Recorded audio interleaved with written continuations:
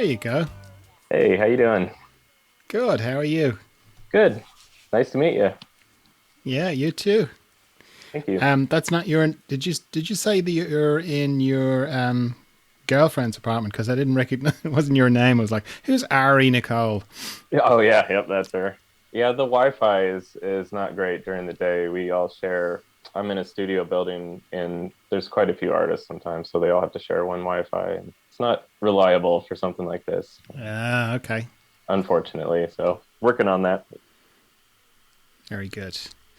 Okay, so are you all ready? I am. Yep. Are you Are you ready? ready? You're ready to be asked a lot of questions. I'll do my best. Okay. Right. Right now, if you're listening, I'm talking to Nick Runge. Did I pronounce your surname right? It is You Runge, did. is it? Thank you. Runge. Most Okay. most people don't get that. I appreciate it. Well, I have to thank Artist Decoded, who's the name I can't remember. What's the name of the guy in Artist Decoded? Grant Yoshino. Grant. Yeah. Yep. Because I listened to a little bit of your chat with him, and he was pronouncing it like fantastically. Because up to Oh that, I yeah. was like, "Oh, it's probably wrong," or no, what was the other one I had in my head? Most It's people say completely wrong runge. anyway. Yeah. Runge. Oh, okay, Yep. no, no, that's funny. I didn't go to that. No, I didn't. I was going rungy. Oh no, it is rungy. Hang on. It What is. was I Yeah. going? Now you got it Rung. perfect. Wrong. I was going wrong. Yeah. Anyway, Rungy. Brilliant. So yes, right. I'm talking to Nick Rungy in Los Angeles. Correct. And just to give you time context for our conversation, just for you listening, today's Wednesday, the 12th of May, 2021.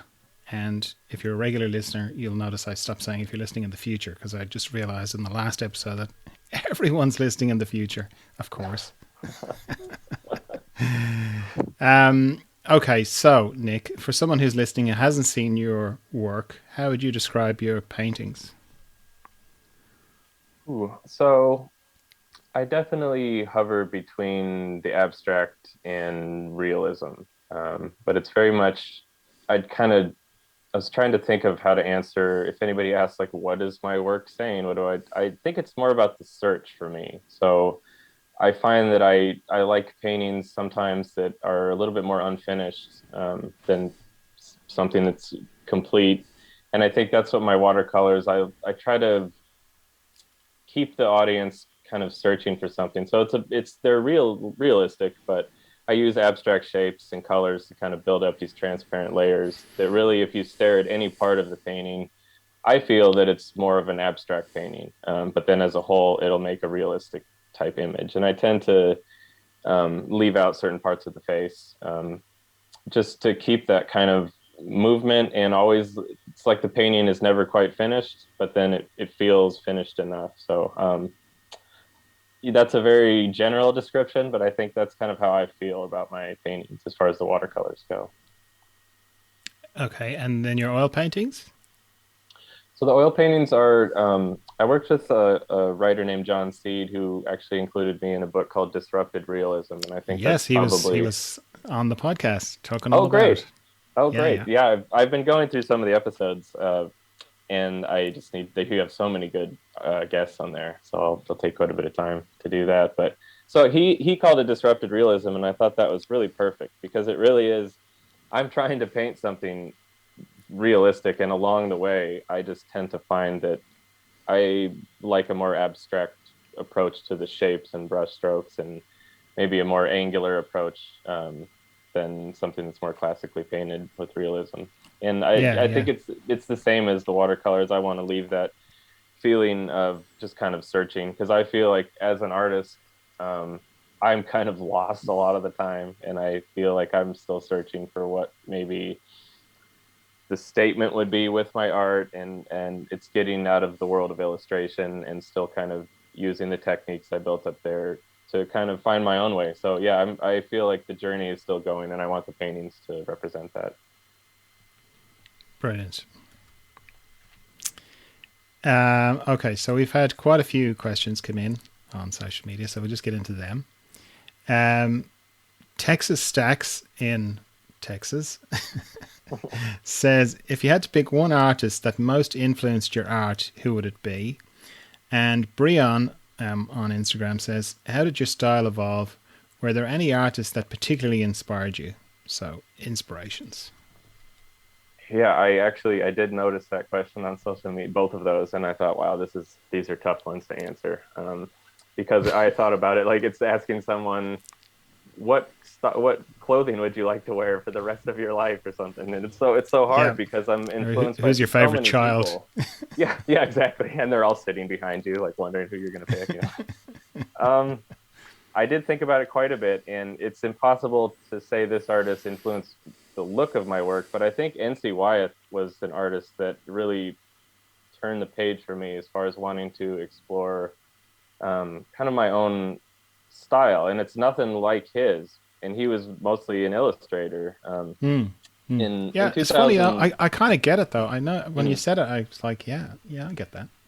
yeah, because he paints. Andrew Wyeth is such an inspiration to me too, and I feel like I see reality with his work in a very beautiful way. And then his dad is more like a dream or something. So Yeah. I kind of feel like if you put the two Wyeths together in my mind, that's how my mind tends to work. Is I want to approach it realistically, but then I just want to leave it, yeah, kind of unfinished, kind of in that dreamlike state. So I think that artist, in 2008, I went to Pennsylvania and visited the Brandywine River Museum. It has a lot of the Wyeth work. It has his studio and everything, and it really, I was still right in the middle of illustration, and I was going to be doing that for years after that too. But I think that planted the seed that even though he was an illustrator, he was really doing his own thing, and luckily that ended up working out with the jobs he got.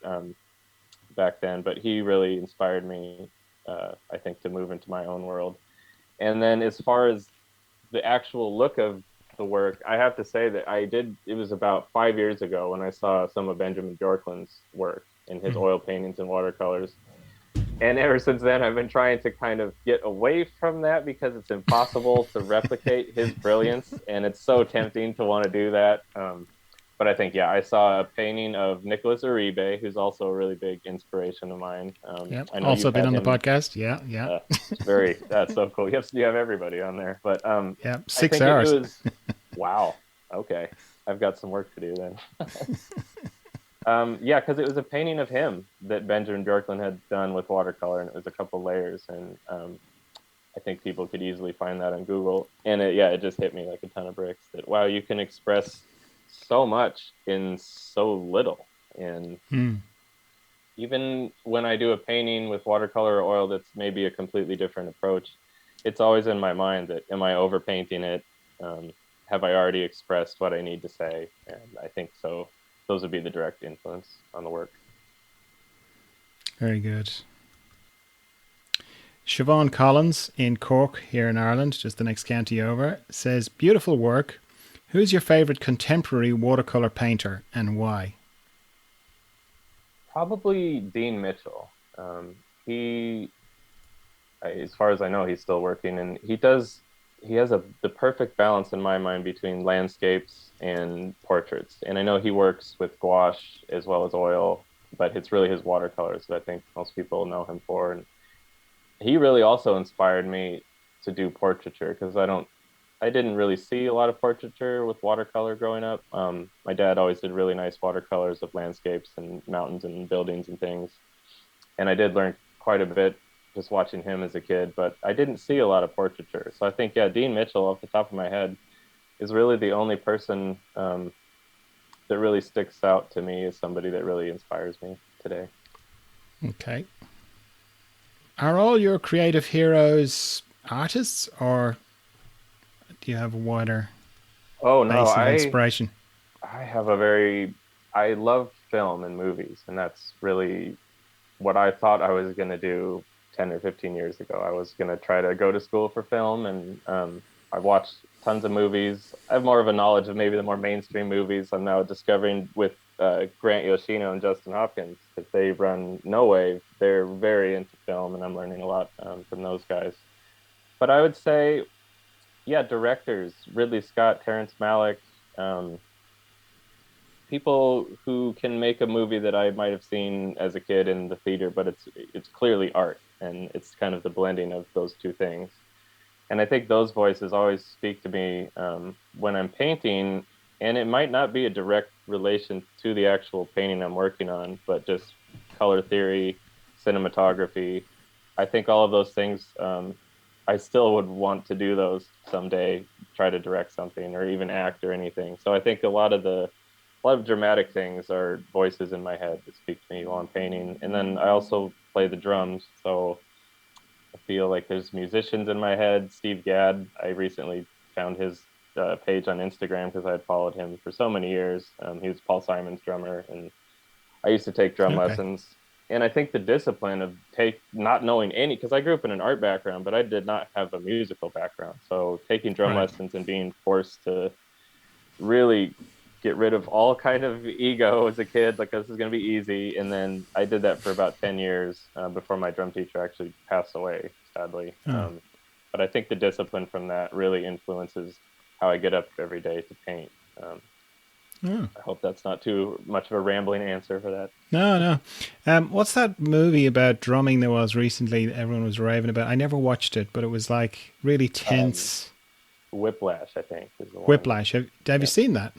Yeah, and I think it's great, and it's funny because my drum teacher was the complete opposite of that guy, and I really thought that I think it's J.K. Simmons is the actor's name. I Hmm. think he did a Yeah, yeah. brilliant job, a really brilliant job, and I do know that type of person, not from personal experience, but that type of teacher I've heard about just with the musical background. And I find that it's better usually to approach things with kindness, but that movie's about it, yeah, a whole different Yeah, situation. So, yeah. I was traumatized by the trailer. I just was like, oh oh, wow, I know, yeah, I definitely don't want to watch that movie. had If I good want to have drumming in somebody, it though. Yeah. if I want Oh, to have go somebody ahead. shout at me, I can, I can find that. That's not entertaining for me. When you mentioned Terrence Malick, have you? I've found I really liked. What's the one about the Pacific War, the Thin Red Line, right? You know that one? That that might actually be my favorite movie. So it's I'm glad you mentioned that one. Yeah, I really liked that. Okay, and I thought, oh, Terrence Malick, he's a genius. And then Hmm. after about three or four of his films, I just found Yeah, I the just got tired of him. no, you know what I got tired of? It was probably seeing Colin Farrell in the New World, and it's probably because he has a Dublin accent. Well, it wasn't, but he was, I could still hear the Dublin accent. It was, that internal monologue thing that's always going in Terrence Malick films, where everything is narrated by the main character Hmm. in the background. By the time I got to the New World, I was completely over it. I was like, You're done, oh, yeah. no, no more internal monologues, please. Well, But I'm yeah, glad that I preempted that with it being my favorite movie. No, no, I but the I Thin Red Line is brilliant because it's like it's new, it's fresh. mhm. It's sort of everything comes together really well in that one. But subsequent movies, like the one with Brad Pitt and can't remember who the other person was in it, but it's another one, a big one. But it's the Mhm. same, all these internal monologues. Anyway, that's just I can agree with that. Yeah, sometimes it's a little overdone for sure. Yeah, definitely. Okay. Elena Rybakova, sorry, Elena, if I got that wrong, in Russia, says, where did you study? And do you think an academic education is necessary for an artist? I think that it is very important. I had kind of a different kind of beginning because my father was an art teacher for a long time. My mother's a graphic designer. My brother's a painter. So very early on, I was exposed to a lot of art and a lot of background. And by the time I was in high school and then going into starting college, a lot of it had already been things that I was kind of immersed in. So I feel like when I did, because I didn't finish college, and I do feel that I kind of missed out on a lot of technical training if I would have taken the going the atelier route or conceptual route, whatever.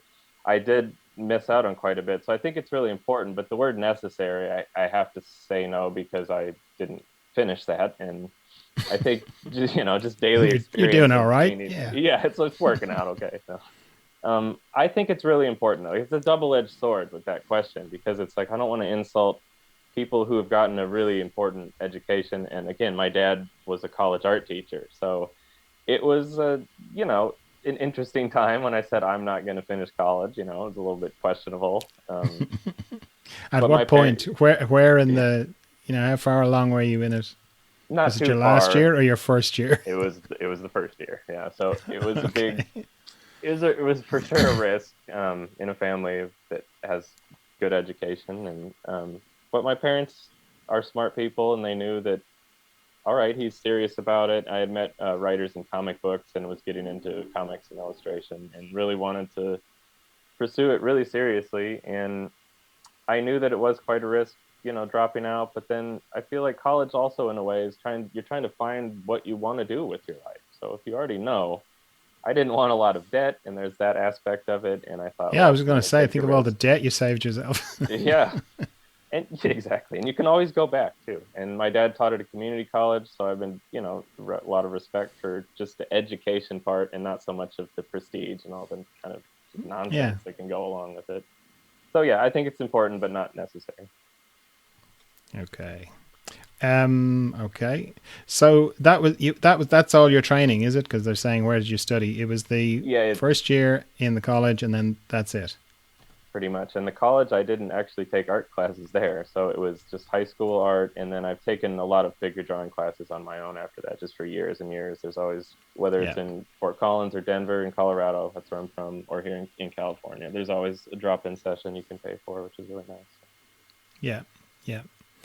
And I mean, it would. I'm sure it would be really hard to kind of gauge the effect of your parents and just being around that, like just absorbing, a lot of Absolutely. things that people would get possibly in art college. Like say if in my own case, there was no art really in my Hmm. upbringing, childhood. It was nobody was. My sister was the artist in the family kind of thing, and but other than that, that was kind of it. And certainly no one was going to be an artist as a career. That wasn't Hmm. even that wasn't for humans. I'm always Um, extremely impressed by people who are the first one in the family to take that on, because I don't know if I would have had that kind of drive to do it if I wasn't kind of being encouraged. So that's yeah, yeah, yeah. mm, interesting. Um, okay, Alan Reed says, "Did you start out in illustration? I love your style, nice and fluid, but knowing just when to hit the brakes."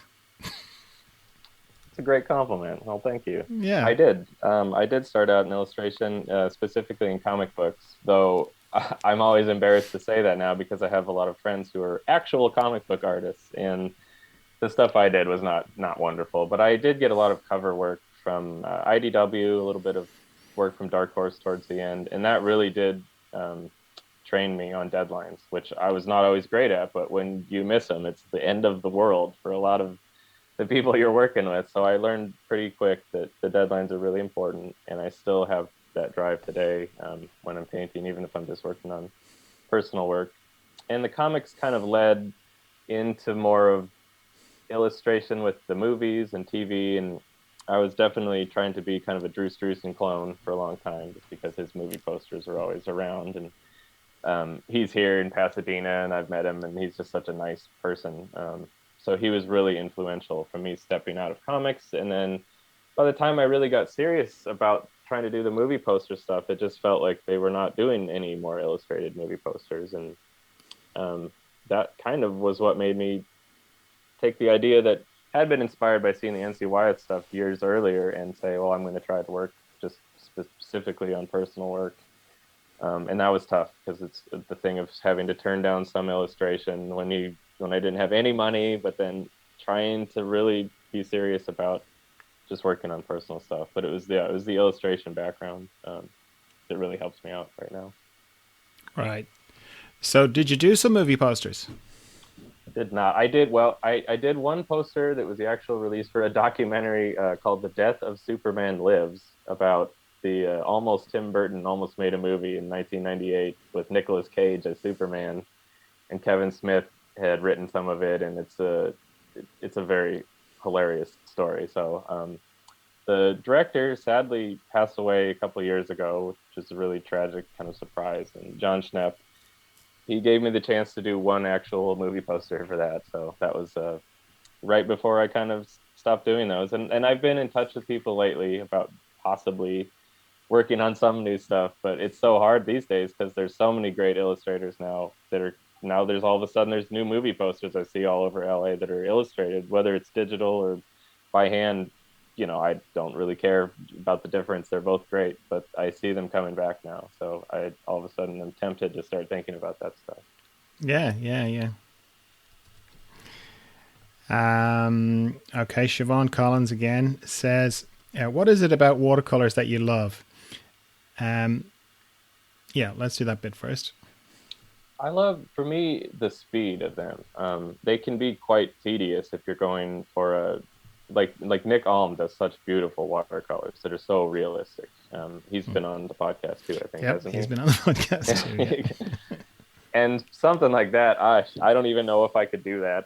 And if I did, it would take me all day. So for me, I like the speed. Is I started doing them to work up to oil paintings just to get an idea out and using them basically as the small sketch or kind of poster image for a bigger oil painting. And then I Okay. realized that I was not translating the magic of the watercolor into the oil painting necessarily. And I still struggle with that.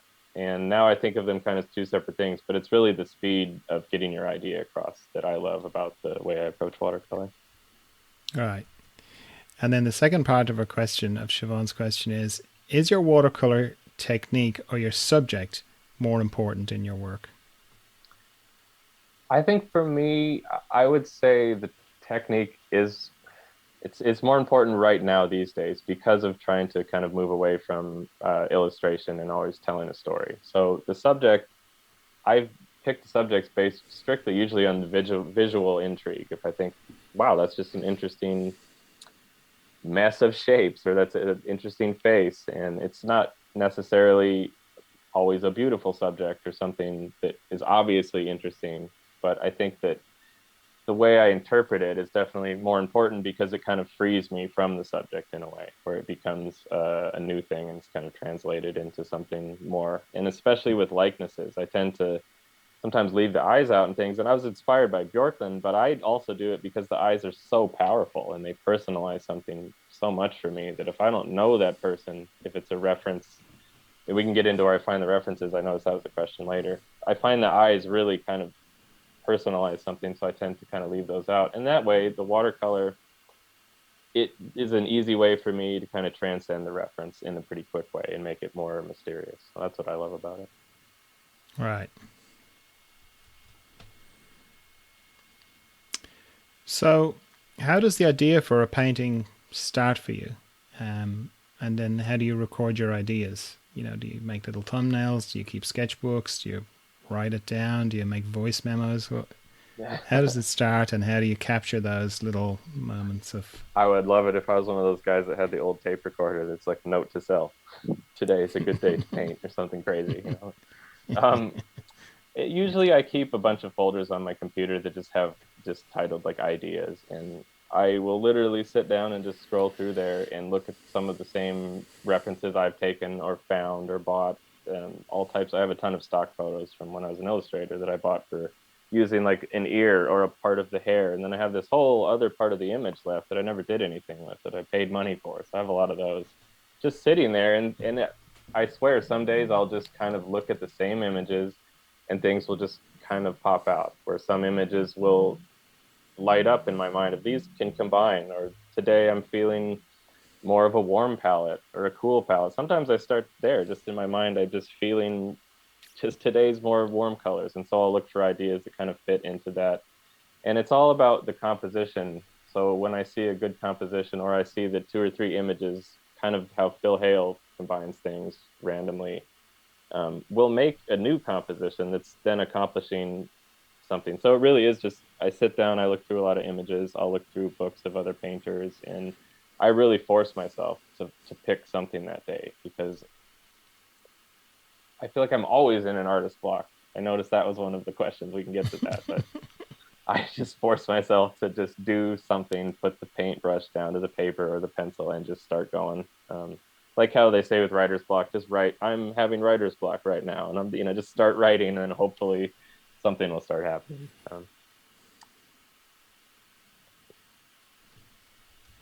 All right. Um, Kim Kim Christopher says, I'm a fan of Nick's work and am fortunate to have a beautiful watercolor in my collection. Wondering how you choose your subjects and from where and how you set them up, including all the amazing skull paintings. Well, thanks, Kim. I'm a big fan of her work too. She's a really good painter, does some great portraits. Yeah, so some of that I covered with, I have a lot of leftover photos that I had bought from the last like 12 years of doing illustration. And then I try to take my own photos as much as I can, just with either my phone or just I have an old Canon Rebel DSLR and I'll go out and take pictures that way.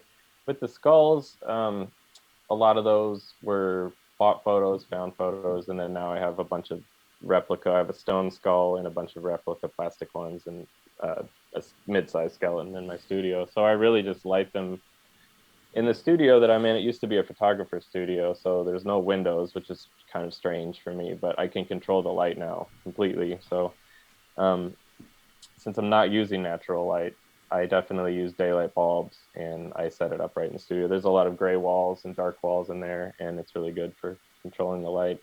Um, and then with models, I'll just bring them into the studio and set up a photo shoot there. And I haven't done that for the whole last year because of the pandemic. We can't really Hmm. have people in there.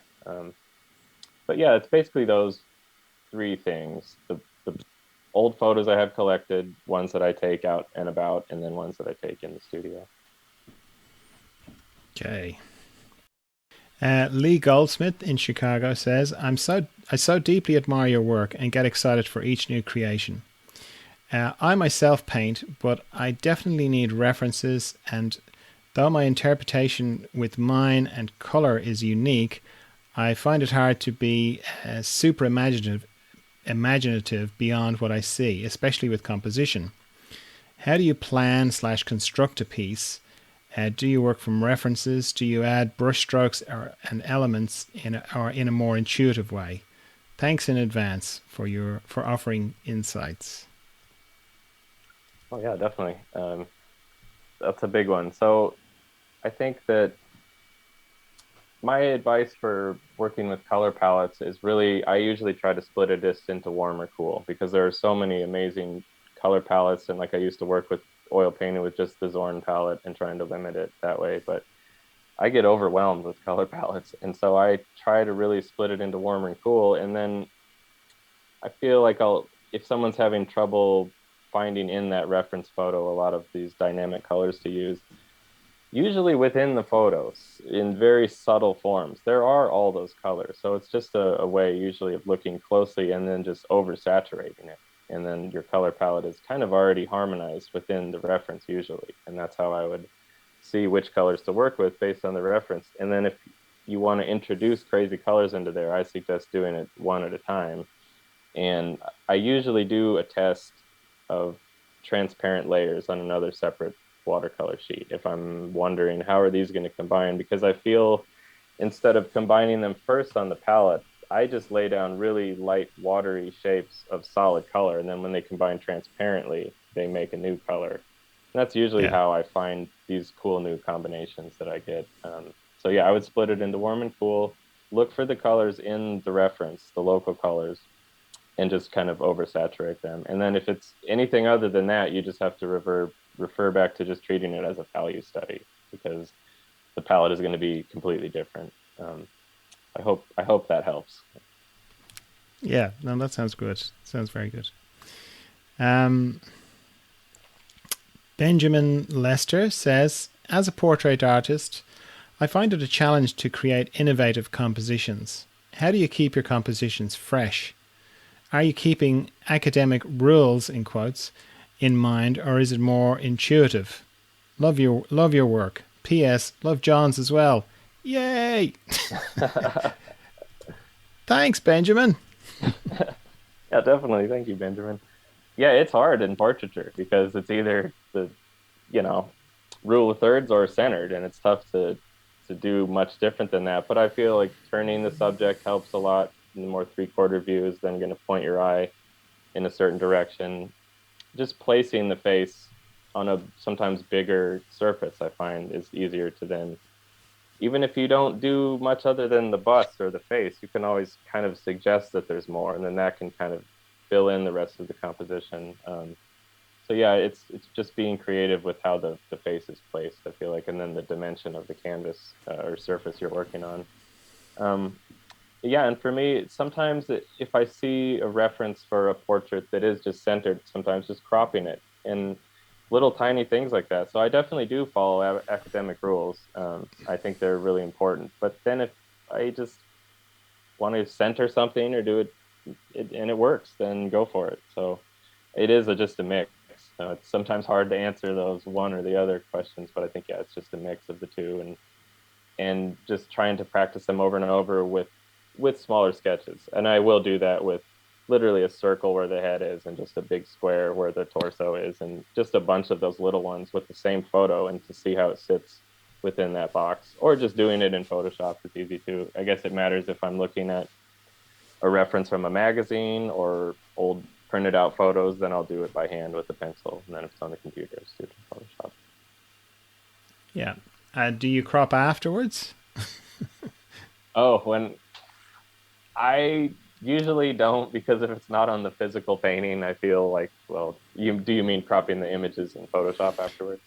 No, no, no. I mean, like you do. Probably thinking more watercolor. You do it, Mm. and then you realize, or it's smaller. It starts off small, and got a little kind of figure in the center, and then you go, oh, that'd be good if I kind of just chop that bit off the side, or just got the scissors out and chopped a bit off the top, or whatever. Absolutely. Yep, I've definitely done that. Okay. Especially working on if you're working in inches, the 9 by 12 arches paper that I get here doesn't always fit what I want. And a lot of the times that will get trimmed. So definitely. Um, Joseph Francis in Los Angeles says, "How finished a drawing do you do? Do you test colors and the look of the layered colors on a separate sheet as you paint, or just go for it?" So I try to get the structure pretty tight for the drawing, but I don't do any kind of hatching and there's not any pretty line weight or anything like that. It's really just kind of scribbly, awful lines, but I just want to get it really light. And I usually use about a 6H pencil because I really want it to just disappear when the paint goes over it. Um, and then sorry, again, what was the second part of that question? Do I admit? Do you test the colors and the look of the layered colors on a separate test sheet as you paint, or just go for it? Oh, you kind of already explained that. Yeah, and I do both again. Yeah, if I'm worried about the palette, if it's going to be something different than the reference, I'll test it out, and if it's not, I'll just go for it. Okay. Kavish Agrawal, sorry, Kavish, says, could you discuss on how to improve shape design? And Igor Kristic in Serbia says, "Okay, Nick, how are you so good with shapes? Love your work, man." Oh, thanks, guys. Thanks both of you.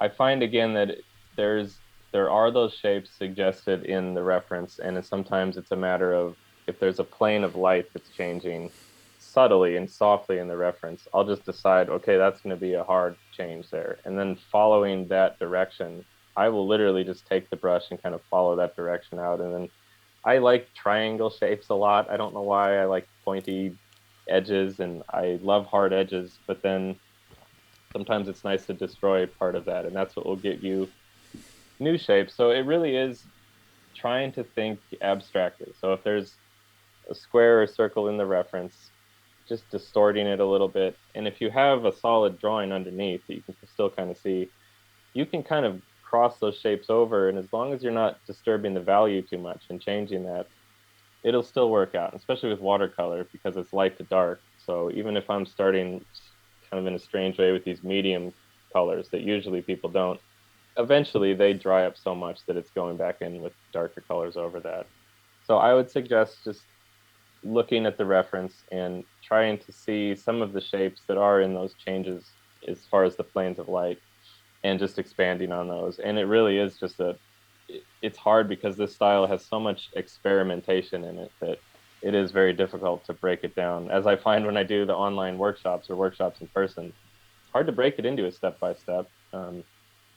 So I suggest people watching those videos and just kind of seeing the organic way that I'll make a shape, even with a round brush, where it looks like it's made with a flat brush. Right. Where could somebody watch them? No Wave Academy, it's NOHWAVE Academy.com. And it's run by Yoshino, who does Artist Decoded. Hmm. So there are many great artists on there, a ton of great people that all have online workshops now, and they can purchase them on there. Okay. I think you have some stuff on YouTube as well, do you? There are a few little things, but I didn't put them. I gave permission to people, but they were put up by other people. So I think there are a couple things on there. I haven't watched them though, so I'm not for sure. Okay. Okay, so you were talking about using the watercolors initially for color studies or poster studies. Do you still do that, or do you do that for the oil paintings, or I do. I think that in my mind, I still because most of the day, surprisingly, is still spent on oil paintings, and I haven't posted a lot of them lately, just because I have to take them to get photographed, and it's a whole deal. So I still think of the watercolor as kind of a step to the oil, and I basically make the decision in the morning to work on the watercolors, and then if it's not really working out, but I still think there's something in there that could be accomplished better in oil, I will use that as the study. And then if I think that it was accomplished correctly in the watercolor, then I'll kind of just leave it that way. And then if I want to make an oil painting from that, I know it's going to be a challenge to kind of get that magic in there. And then a lot of the times, yeah, I'll just make little studies just with little color pencils, and kind of almost suggesting the colors I want to use just with the outline and just putting outline shapes around. I should post more of those. I throw away a lot of stuff, and a lot of my time is just spent kind of noodling with the finished piece. I was listening to Colleen Berry's podcast. She did it for her, and it's so fun to listen to how she gets a lot of it accomplished with those, and then it doesn't change too much, and she approaches the final painting. So I love hearing everybody's process, how different we all are. yeah, yeah, yeah. Okay. So when it comes to substrates, what do you like to paint on for both the watercolor and the oil paints? Well, for watercolor, I do just use either Arches or Fabriano. I keep the paper dry. It's sometimes nice to put water on it if you're doing a big background sky or something first, but I definitely really just leave it pretty much raw. And I'll sometimes use the blocks so that the edges don't come up, or I'll tape them down just with masking tape.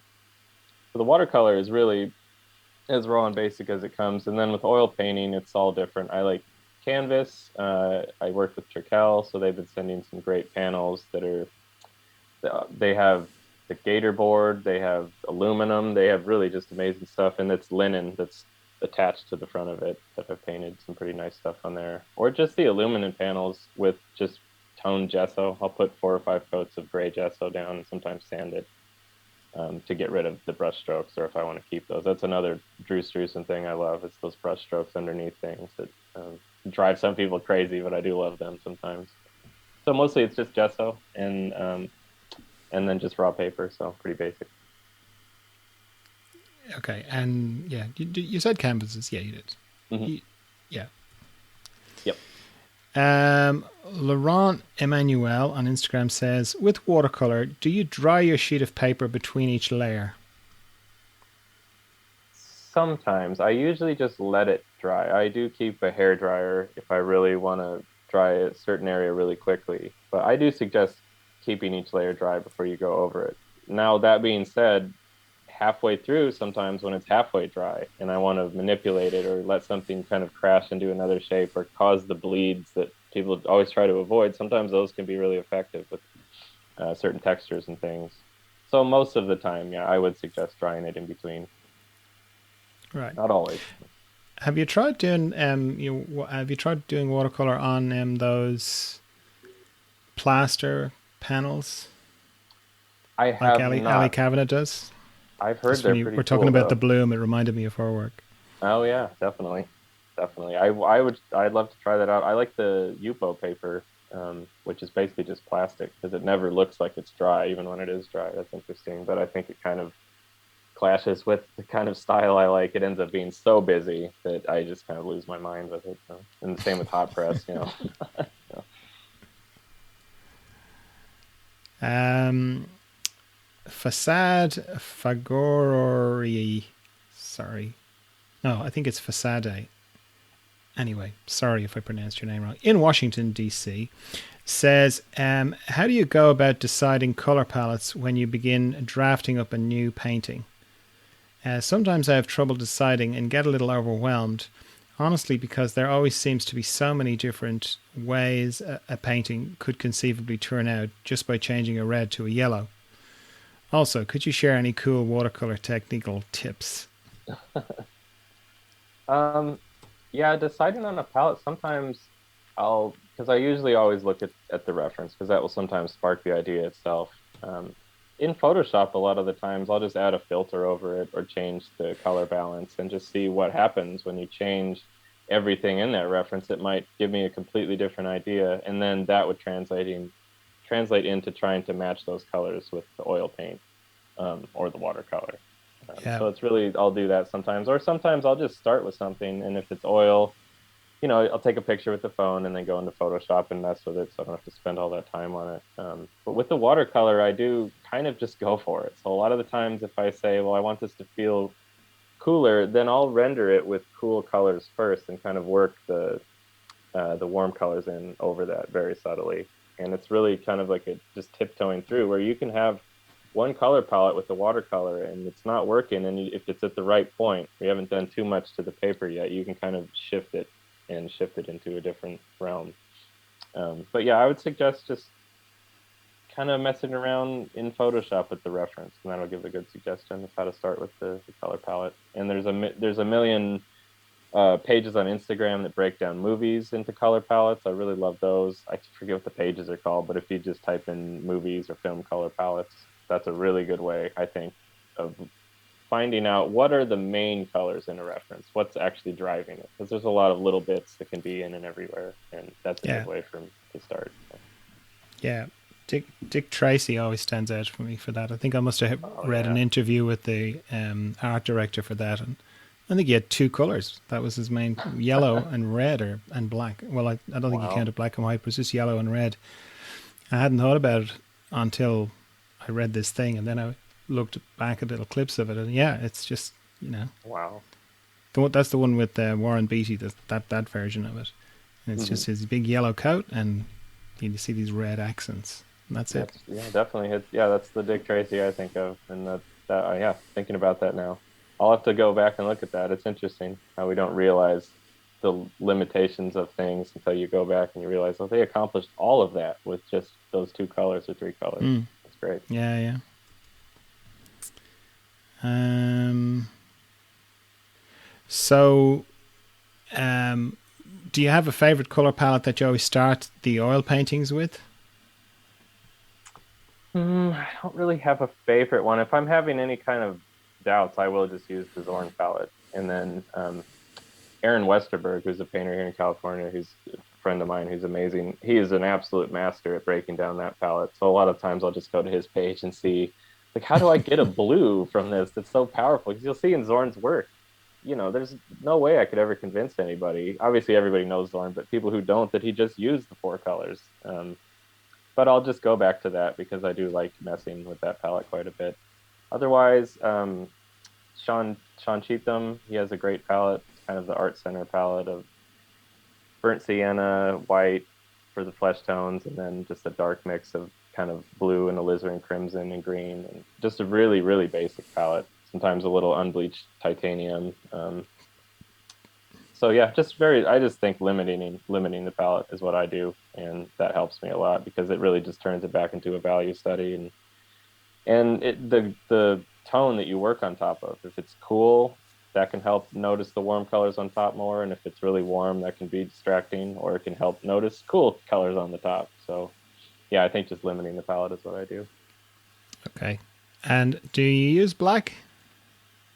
If I'm using the Zorn palette, I'll use the ivory black to mix in. But Okay. otherwise, I usually try to make the black um, just out of different colors. Usually a lot of browns and blues. I like Alex Konevsky's work quite a bit. And he talks about, yeah, if you want to get real darkness, the black is not going to be the way to do that. It's usually a combinations of blue and brown and green just over and over.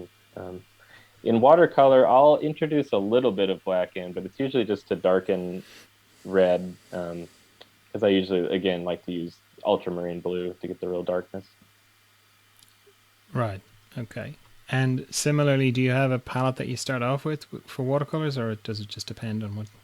It's usually for flesh tones, I'm going to use the Pyral Red, which is really bright, but it's all about how much watercolor or how much water I add into it. I find that Pyral Red and a permanent orange, mixing those together can get a nice flesh tone if you add enough water. And then to go darker, if you add in a little bit of ultramarine blue or burnt sienna, that'll go for a darker skin tone. Quinacridone pink or opera pink is really obnoxious, but I love that because it can really just put enough of the pink into the watercolor to get something nice. So it's basically those colors: permanent orange from Daniel Smith, pyro red, Daniel Smith. Um, I'll usually use like a cadmium yellow from Winsor and Newton, and ultramarine blue. And I don't do too much more than that. I've added in greens and things before, but those are the basic colors. Right. Kevin Mann in the UK and on Patreon, thanks for the tea, Kevin, says, it's so nice how you layer watercolor. Have you layered oils? And if so, how would you describe the difference between the two? That's a good question. I definitely also layer oils. It's a it's really different in my mind. I think of watercolors as a glazing, but in oil painting, I've done a few paints that have a nice glaze over the top, but I really prefer nowadays to try to kind of get more direct colors.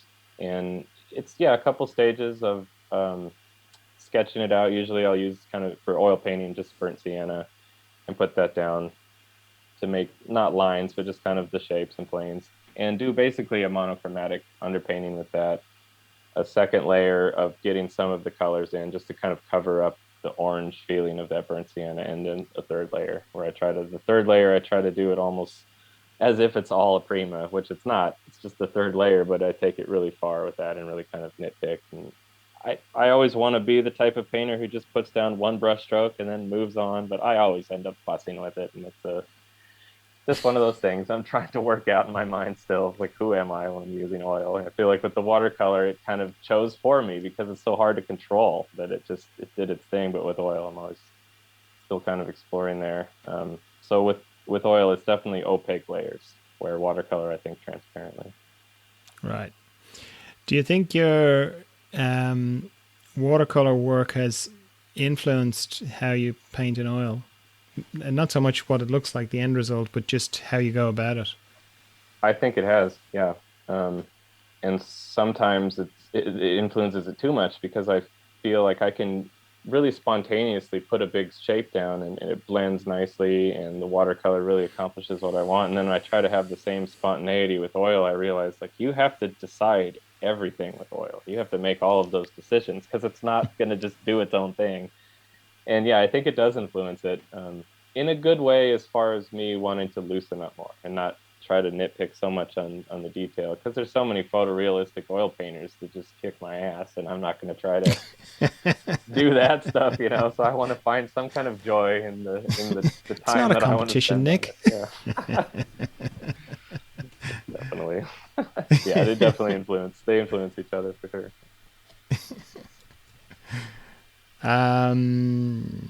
Okay, and then Kevin, his second question is: given the unforgiving nature of watercolor, do you plan slash construct structural plane changes and then apply each relevant color? Yes and no. I want to say at first I did a lot more of that, definitely.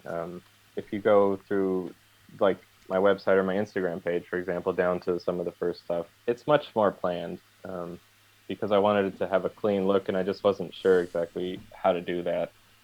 And I think that I planned a lot more of the colors and planes of light before, whereas now I try to work a lot of that stuff out in the drawing and just kind of think about where's the major change in the light. where there's usually not, because I usually use single light source references now that I'm thinking. So there's usually only one major change in the light. And it's not so hard anymore to just kind of go for it and not really plan that out. But I would suggest planning out the palette somewhat based on the reference and then laying in some of the highlight area first because it is watercolor. To be clean, you want to lay down kind of a bigger area. Sometimes I'll use these medium colors in the middle, which is kind of confusing. But yeah, I'd lay down a bigger area and then from there just kind of start working in the shadows and think of the structural plane. So it does look spontaneous, a lot of my paintings, but yeah, to answer that, I think that it is a good thing to start with more of a structural approach. Right. It's lovely. It's refreshing to hear you talking about how you use Photoshop and it's part of your creative process. I'm very similar. When you're saying about messing with the different values and getting different effects and all that kind of thing, will you make a lot of different versions of your reference? Or is that just something that you're sort of fiddling around with the sliders and going, oh, that looks interesting, whatever? Yeah, I think when I'm not sure about it, I will save 4 or 5 little JPEGs of this as Yeah, overall green. And yeah, and I think that's really helpful. Sometimes I'll get lucky, and as I'm kind of, because I'll go first, I just go into hue and saturation, and that's always going to be strange. And you're just changing the hue completely because then it's dragging all of the colors through all of these yeah. changes. And so I'll do a bunch of obnoxious things with the hue, but then sometimes I'll go into the color balance and do that, photo filters over the top, all kinds of things. But yeah, I think it's important to save 4 or 5 versions because it's very rare that I just know, oh, that's the one. Sometimes when it comes time to painting it bigger, I'll change my mind based on the colors and do I want a giant green painting this time or things like that. Yeah, But yeah. yeah. Yeah, I found making a black and white version is really helpful, and making a an out of focus version, like a really out of focus version. Oh, that's interesting. Kind of reducing some of the shapes and things with that. Is that Yeah. your idea with that? Um. Well, I wouldn't have. That's very clever what you said. Oh, I just like did it's a it and was clever like, idea oh. what you did, though. Yeah. Well, it's almost like the opposite of squinting. Right. It's like by making my reference blurry, it's like squinting at my reference. So it just Hmm. saves me squinting as well as what that clever thing you said. What did you say? Oh, just kind of reducing some of the detail down. And you're right. When you squint, that's what happens. And I do that all the time. I never thought about it like that. It's like digital squinting. So, Yeah, yeah, yeah. And then because you can squint, like I might do two blurry versions, one just a bit blurry and then one really blurry, like mhm. in a way that you could never physically squint that much. I see. Oh, cool. Does Yeah. that kind of help if certain parts are jumping out as too dark or light, or is that Yeah, kind of, it's yeah. kind of like running down the back of the room to look at your Yeah. reference, and then because if I put the reference, because I have it on like an iPad or something beside the Hmm. what I'm doing, and it's very easy to see then where I've gone wrong or what I'm missing. It's like I get too fussy in one thing, and either I'll just lose something. Whereas Hmm. you having the really blurry reference is like looking at it from way back and seeing the Very two true. together. Yeah. I'm going to start doing that now today, I think. That's a good idea. Great. Yeah. Um, do you have a favorite type of brush for both? Brush style of brush. Like flats, rounds, that kind of thing, and then make of brushes for both the oil and the watercolor. So for the watercolor, yeah, I have some of them right here. I use the Trekell, kind of smaller brushes, like a number 4, tiny little one, and these are just round brushes. And even though some of the shapes I get in the paintings do seem like they were done, like there's a Robert Simmons flat brush that I like a lot. Yeah, I started out with these. I kind of because again, that was I saw like Bjorklund and Dean Mitchell kind of having these angular aspects to their painting. So I started out with the flat brushes, but I find that the round brushes allow me to kind of do detail. And then if I pull the edge flat and add a bunch of water, you can end up getting that similar flat kind of angular shape. So I like the Trekell round brushes. Robert Simmons watercolor brushes are nice. And then for oil paints, I usually use a lot of filberts and only rounds for kind of if I want to detail the painting later. So a lot of filberts and big 1 inch flat brushes, and just the hog bristle brushes just for putting down underpaintings, things like that. But I'm not specific at all with the brands of oil painting brushes because I try to wash them the best I can, and half the time some of them get ruined, and I'm just like, it's a chaotic journey in my mind when painting. And do you use palette knives at all?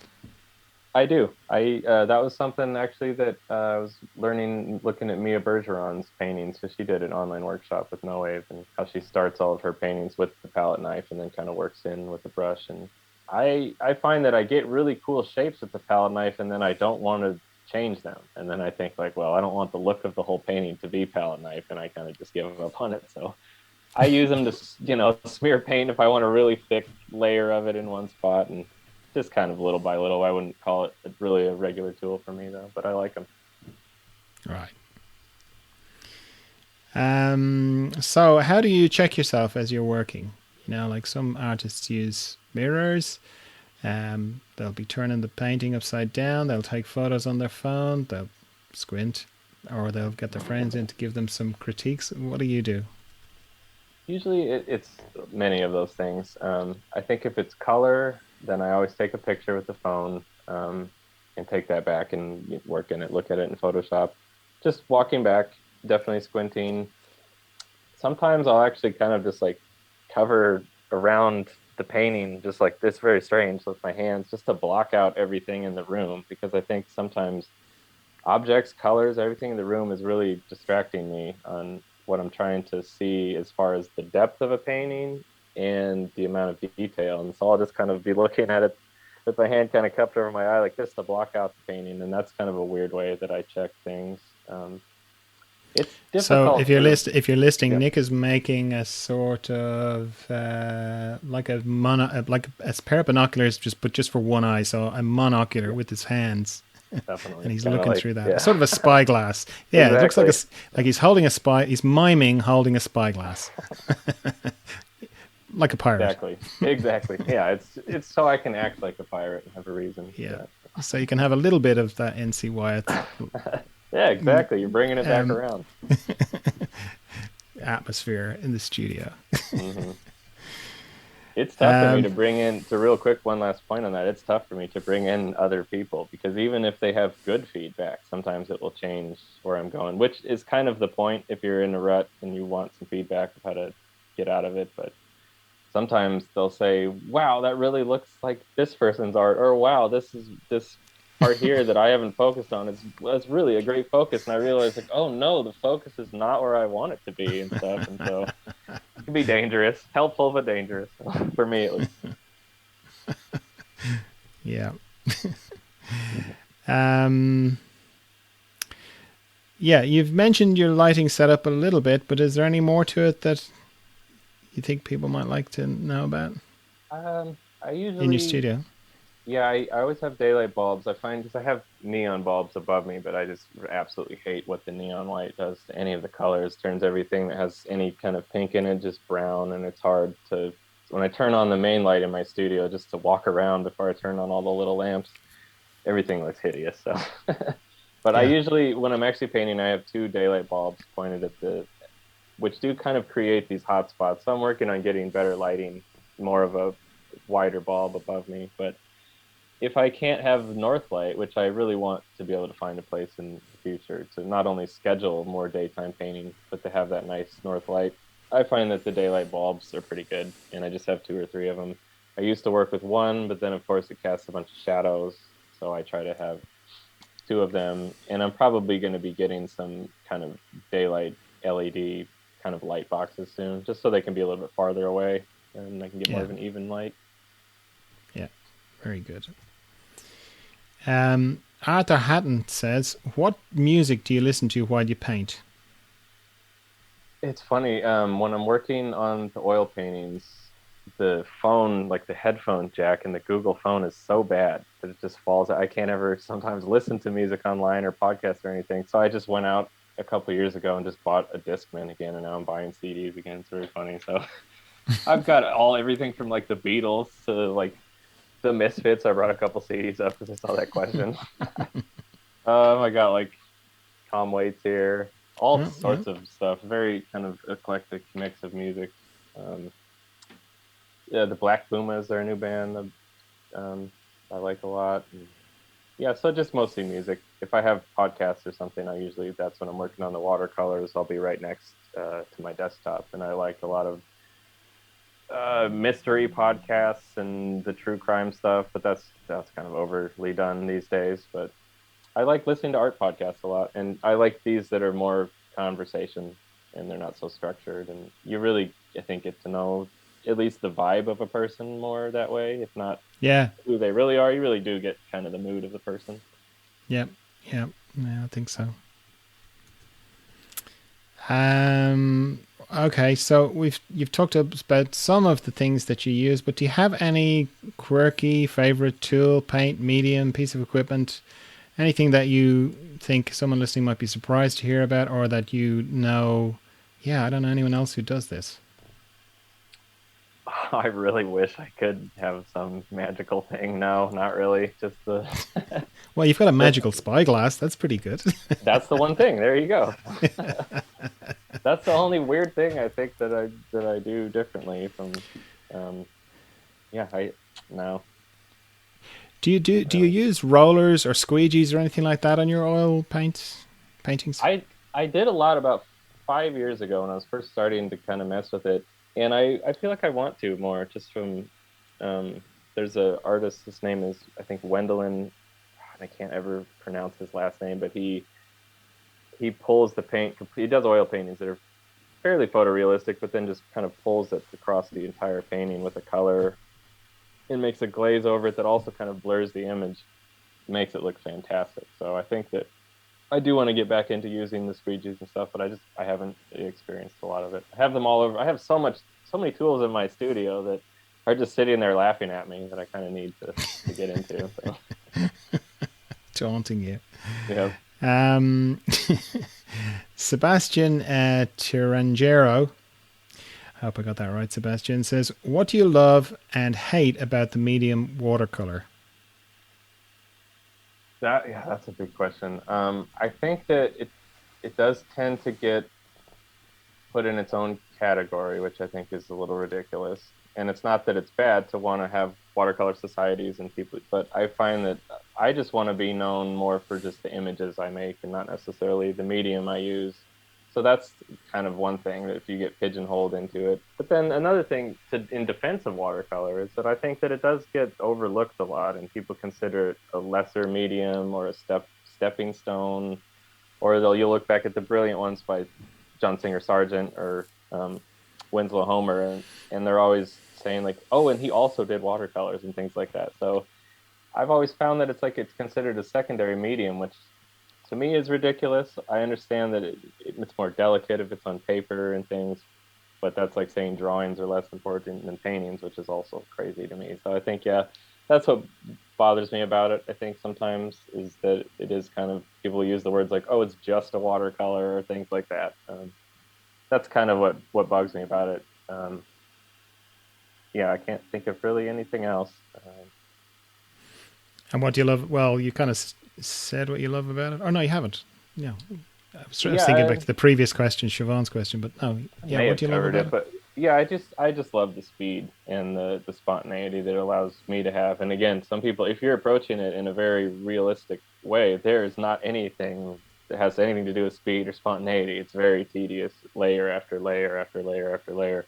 So for me, it's just the fun of it because a lot of the illustration stuff was very tedious, and I didn't feel like I was having any fun. And life can't always be fun, but it's like if it can, why not have it be? No, I enjoy the fun of watercolor. Yeah. And then he also says, Sebastian also says, do you believe watercolor sometimes is overlooked and overshadowed by other mediums like oil paint or acrylics? Yes, definitely. Um, and I think that it's not any fault of the people who are using oil or acrylics, but people are just used. If you say, "Oh, I'm a painter," I think it's assumed that it is oil paint, and then kind of from there, it's different, you know. And I love acrylic paint. I've used acrylics for all of the illustration stuff. I just find when I'm rendering with acrylics, it does take me a little bit longer to kind of get to the comfortable place. Or oil, I can kind of do that a little bit quicker. But yeah, I think that it it either gets put into where it's an all watercolor show, or it's surprising that there's also a watercolor here or something. And I do kind of find that it would be nice in the future if it's just like, this is a show for painters and more about the subjects or the theme of it than necessarily the medium. Yeah. Yeah, it's a whole other art village, or subculture, or whatever you want to call it. Hmm. Watercolors, like they've got, who did I have on? Janine Galicia. She's into that whole side of it, where Hmm. she goes to China and it's got they have the big conventions over there. And Hmm. I was really eye opening. I was like, wow, I didn't realize that was going on. Yeah, and some of Um, the best painters in the world are watercolorists. So I would like to see more of a balance. I think here in maybe in the West more in the future at least. yeah, I think, well, I don't know. You tell me. I have a feeling it's to do with paper more than it's like drawings and Yep. watercolor, and anything that's on paper is harder to sell. Meaning from an art gallery point of view, Hmm. it's easier to sort of talk up an oil painting because it's got that sort of perceived historic weight. Look, this is what Van Gogh was painting on. This is what Titian was painting on. He wasn't. Where's the paper? It's gone. But this stuff's still around. And you should pay this much money for this thing. So I think gallerists just kind of go, oh, it's paper. Oh, okay, we're just not going to get as much money for that. So could you just do some oil paintings? Absolutely. Yeah, I'm really glad that you touched on that because it's absolutely that. Anything that's either paper or under glass too can be an issue with a lot of galleries because it has to be a certain way it's displayed, which is funny. But yeah, anything with paper, which my argument would be, well, if you take care of it, those watercolors are going to be as bright and colorful as the day they were painted hundreds of years later if they're just kept out of the light, where an oil painting will crack. It will, so there's always, but yeah, for galleries, they just don't want things on paper. They don't want drawings.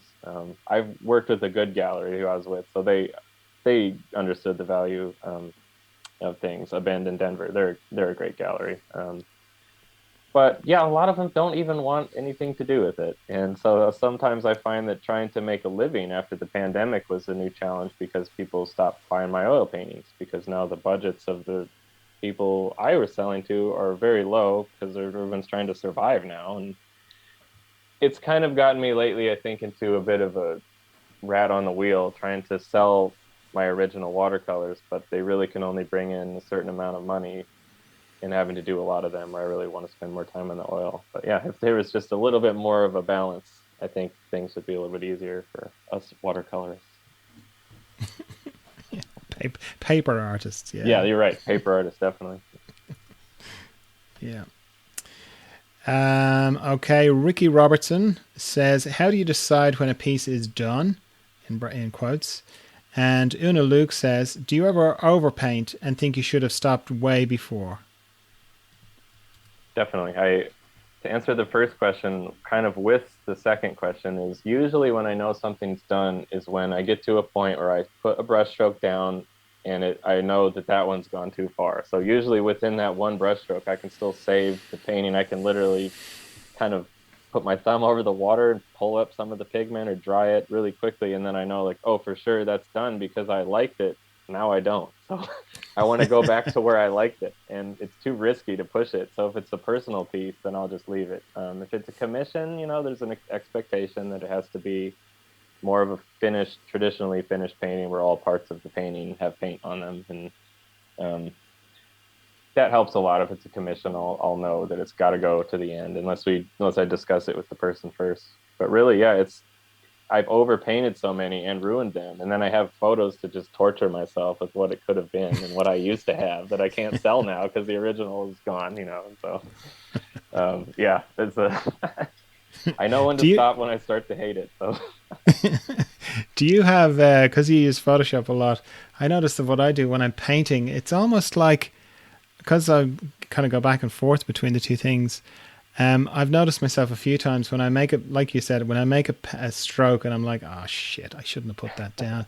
I almost kind of go, where's the back button? Where's the Oh, exactly. the undo button? I know.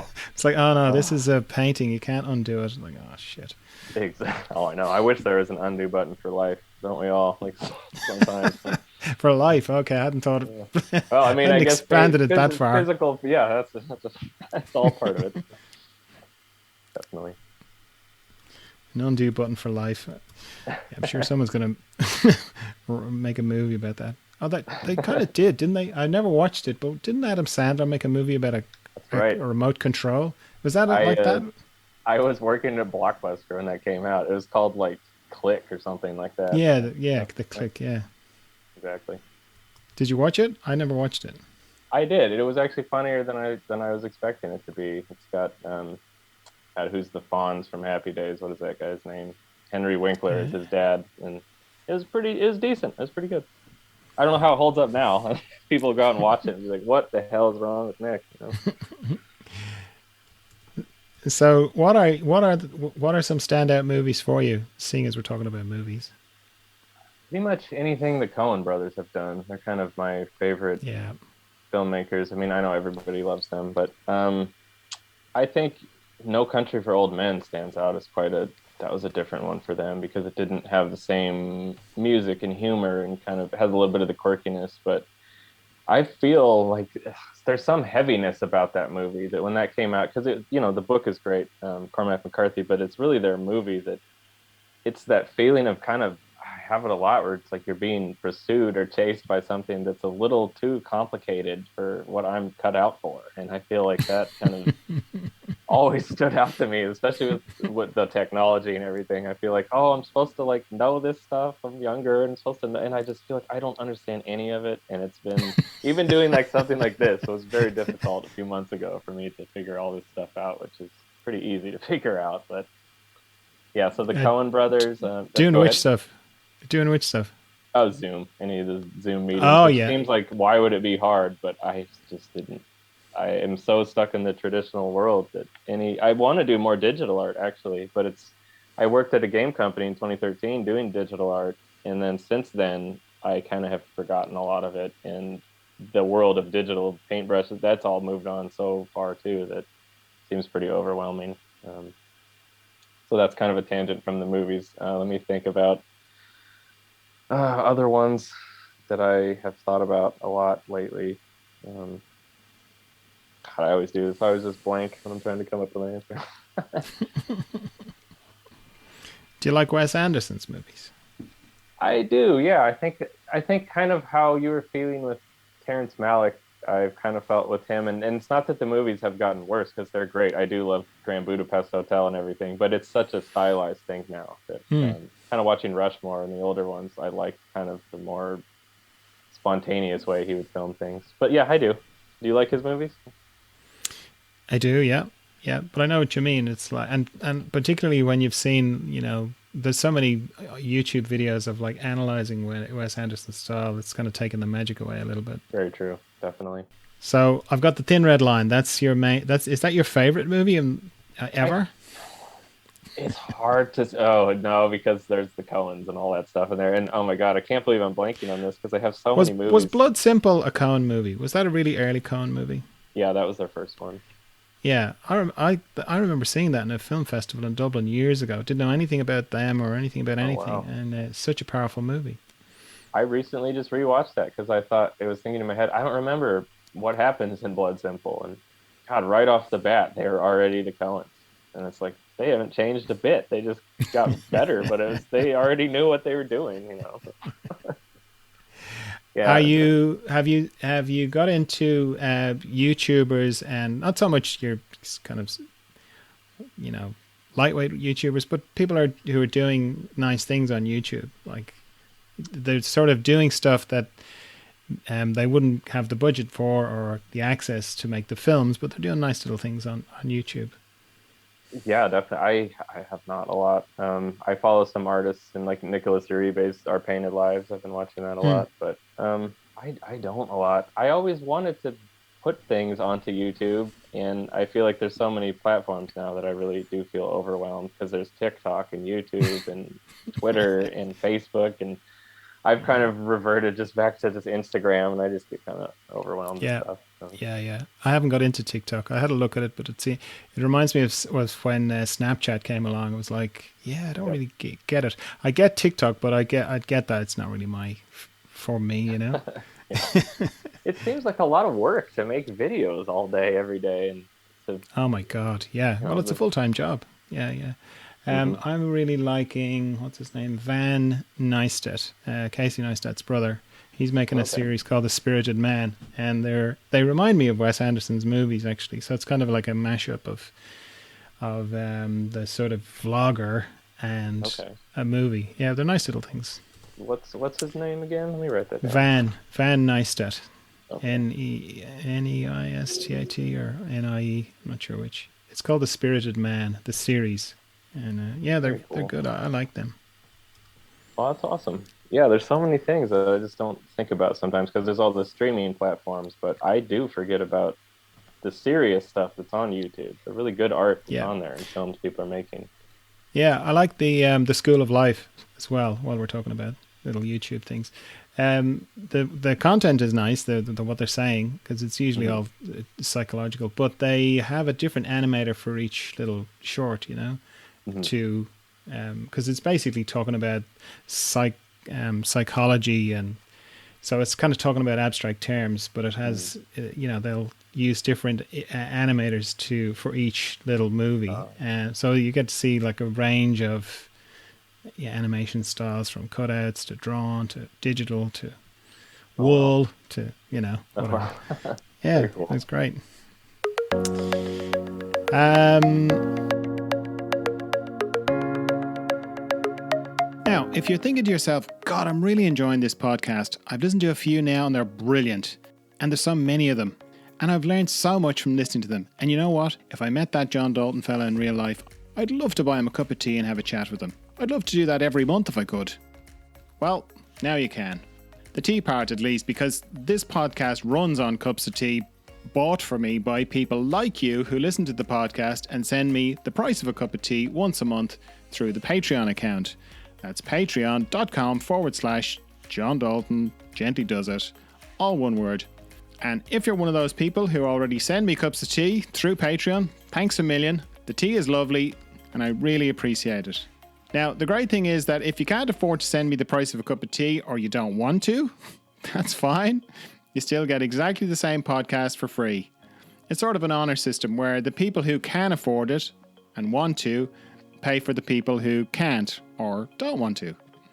So it's all lovely. So if you'd like to send me a cup of tea once a month, you can do that through Patreon. I'd really appreciate it. It makes a huge difference to me. Okay, Lee Goldsmith in Chicago says, how often are you painting? Are you making several pieces a day? I find it hard to force myself to paint. It always looks like garbage if I'm not in the zone. How do you get in your zone more intentionally? Yeah, it is just a thing of it's a full-time job, so every day I'm at least at the studio for at least 8 hours, maybe 10 hours. And I don't always get something done every day, but I try to fill the time that whole time. And if I'm working on a piece and it's not going well, I'll just set it aside and start on something new. But I don't ever want to just kind of be standing around in my studio unless I'm thinking about something, but I don't want to just be kind of just standing there. So I know exactly what he means by being in that zone. And it's difficult to do that. Sometimes I'll set up this what I'm about to paint on in the palette and get if I'm going to watch a movie on the side or anything like that, or if it's going to be silent painting. I'll do all of that. Just kind of sometimes step outside or try to just get your mind off of that for a second. And when I walk back in, sometimes I'm ready to paint a little bit more. But it is hard to get into that zone, and I feel like that comes back to the artistic block thing or the inspiration thing where it's never going to show up on time if you're waiting for it. You just have to force yourself to move your hand around. And I'd say if someone just wants to spend the day creating their references. That's a good way to get out of that block sometimes and to also get a lot done. Even if you're not in the studio, take your camera and go out and start saying like, all right, I'm going to save myself so much time for tomorrow and the next day just by getting a new fresh reference that I haven't seen already. And that, that just those kind of things. So I definitely think that spending as much time as you can in the studio, even if it isn't feeling like you're in the zone, I don't really know any other way other than just to keep pushing through or to just walk away for a little bit. Um, yeah. Yeah, yeah, great advice. Did you say you watch movies as you're painting? Sometimes when I'm doing watercolor and it's something for myself, uh, then I feel relaxed and I feel comfortable. Sometimes for me, being comfortable is where I get the best stuff. I know a lot of people like the feeling of a deadline or something kind of pushing them to make a decision right there. That's happened to me where I've gotten good things with that, but usually I just want to be comfortable. So I'll have a movie playing or um, TV show or something. I was watching that. It's called The Night of. It's on HBO. It's a very cool miniseries. It's got Raz Ahmed. He was just in that other drum movie called The Sound of Metal about a guy who goes deaf. I haven't watched that one yet though. That looks Oh really yeah, I've cool. seen that go by. Yeah, I haven't watched it, but So yeah, sometimes I know it's very distracting for a lot of people to have any kind of movie but I just feel like it moves me through. There's a voice in my head I can listen to. It's hard to watch some of my favorite movies because they have subtitles, so I can't watch those because I can't read them.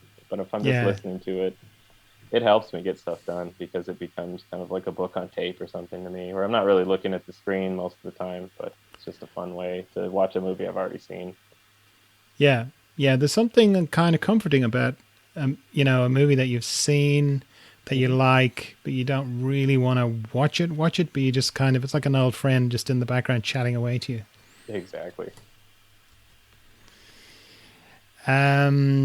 Jan Gian Marie. Oh no, Gian Mario. I think that's the way I pronounce that. D'Alessio in Italy. I hope I got that right, Gian Mario. Do you count studio time? If so, how much do you spend at the cave per day? I'm assuming the cave is the studio, but maybe not. It would be great if my studio was in an actual cave. That could be pretty cool. I bet I get a lot of press from that. Yeah, I definitely do. So I try to get there at about 9 or 10 a.m. Usually it's around 10 a.m. And just have to run errands during the day, but I try to stay there until at least 8 at night. It's because I'm paying for the studio and it's, paying rent and all that. I have to bring in money from the paintings to pay everything back. So I definitely count the time and I try not to think about the time too much because if I haven't produced something that day or whatever, then that's a kind of can be torturous. But yeah, I definitely count it. Autumn Sims says, "Do you ever abandon a painting to restart it again, or just push through?" Yes, I do definitely abandon paintings quite a bit. I find that it's more rare for me to push through because I can just kind of see down the road how it's going, and I know that it's going to be really difficult to turn it around. So I feel like it feels great sometimes to throw things away, or to even if I'm not throwing the surface away, if I'm going to repaint it later or something, it's a nice feeling to start over. Other times, it's been like this weird just voice in the back of my head that says just try to keep going on this one because there's something about it that I don't really know yet, but there's just something there that I don't want to get rid of, and so I'll try to push through on that. But I think that's more rare for me. All right. Then they also say, "Do you ever start to feel overwhelmed by the volume of your own work, or are you able to clear enough out, or are you able to clear enough out of your spaces to feel comfortable?" Yeah, for me, since I do kind of sell them as they go a lot with the watercolors, they don't really take up much space. And then the oil paintings, I have a big enough area where that it's not too much of a problem. Is that what they meant with physical volume of, or they meant like the amount of stuff that's been out online or something? Well, when I read it, I kind of thought they meant psychologically. Ah, okay. That because at first I did think about that. For me, as soon as I finish a painting, I just have a mad drive to get to the next thing, so I don't think about them too much. Okay. Possibly as well, it's that thing of feeling like what you were saying, that you have to churn out a lot of paintings to pay the bills. Hmm. That, Um, yeah, that I think is a, is that yeah, overwhelming? that definitely is. And that's something that I get very kind of depressed about, honestly, to be perfectly honest, because I don't necessarily want to put out that much stuff. Because I do want the things to kind of be special and valuable. But then at the same time, I think, oh, geez, there's artists who have painted 10 or 100 times as much. And it's a great thing because you really know your stuff the more you paint.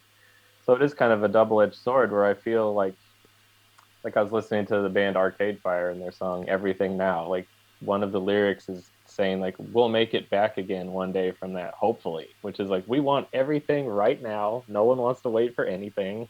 Every day there's got to be something new, and this I wish that there could be a little more patience sometimes because I get impatient too when I check somebody's page or I'm like where's their new stuff, and I get overwhelmed by just the risk that it does take to be an artist, where every day I feel like I'm kind of standing out on a street corner with a sign that's kind of my painting. Like, does anyone want this? 'Cause it's much safer to do illustration, but then you don't get to be you necessarily. It's very rare when they want illustration projects where they just want you to be you, and everybody's okay with that because you have Yeah, committees and you have all these people. So I yeah, definitely get overwhelmed for sure. yeah. I don't know anything about it, but I always get the feeling that people who illustrate books, like or kids' books or just books in general, that it feels like that they maybe have. There's a little bit more, they've been picked because they like that person's style, and okay, they have to tell the story, but it feels like Hmm. it's a little bit more expressive than other parts of illustration. Is that right, or am I just Oh, absolutely. imagining I stuff? I couldn't agree more, and I feel like it would be fun to do a children's book sometime. My mom collects children's books because of the art in them, and just because of what you're saying, where it's telling a story, but you're right, they kind of went to that person and said, "Do you want to make?" Or maybe they started wanting to produce their own book. But yeah, it's more of a fine art thing, and then there's a story involved with it, and I agree totally. It's one of the few places I think album covers for bands too are a lot of the times I'll see really cool paintings that are used as the album cover. And I think this has nothing to do with any kind of story or the band's not in the image. And I really love that. So I think nowadays where people are nervous now about the NFTs and all this stuff, and I don't think we should be nervous because it's just like photography. They thought that would kill painting completely, and we're still painting. So Hmm. What are people? Why are people nervous of NFTs? I think a lot of traditional artists I've heard are kind of some of them are doing them now, but they're just nervous that it's another form of collecting that's not what they're doing. So, Yeah, but maybe yeah, that's not a great way to feel nervous, and maybe I'm projecting that too. I don't know.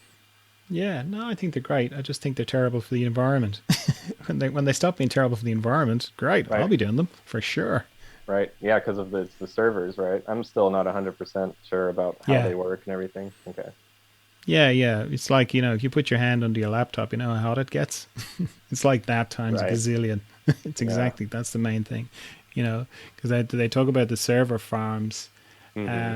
and you kind of think of them being in a bunker. They're not. They're practically out in the field on their own. Like those buildings have hardly any walls. They're trying to get so Mm-hmm. much air through to cool them down. Yeah, so not That good for is the planet. terrible. Yeah, geez. Yeah, they use so much power just to do the crunch the numbers for the blockchain side of it, of the I NFTs. see.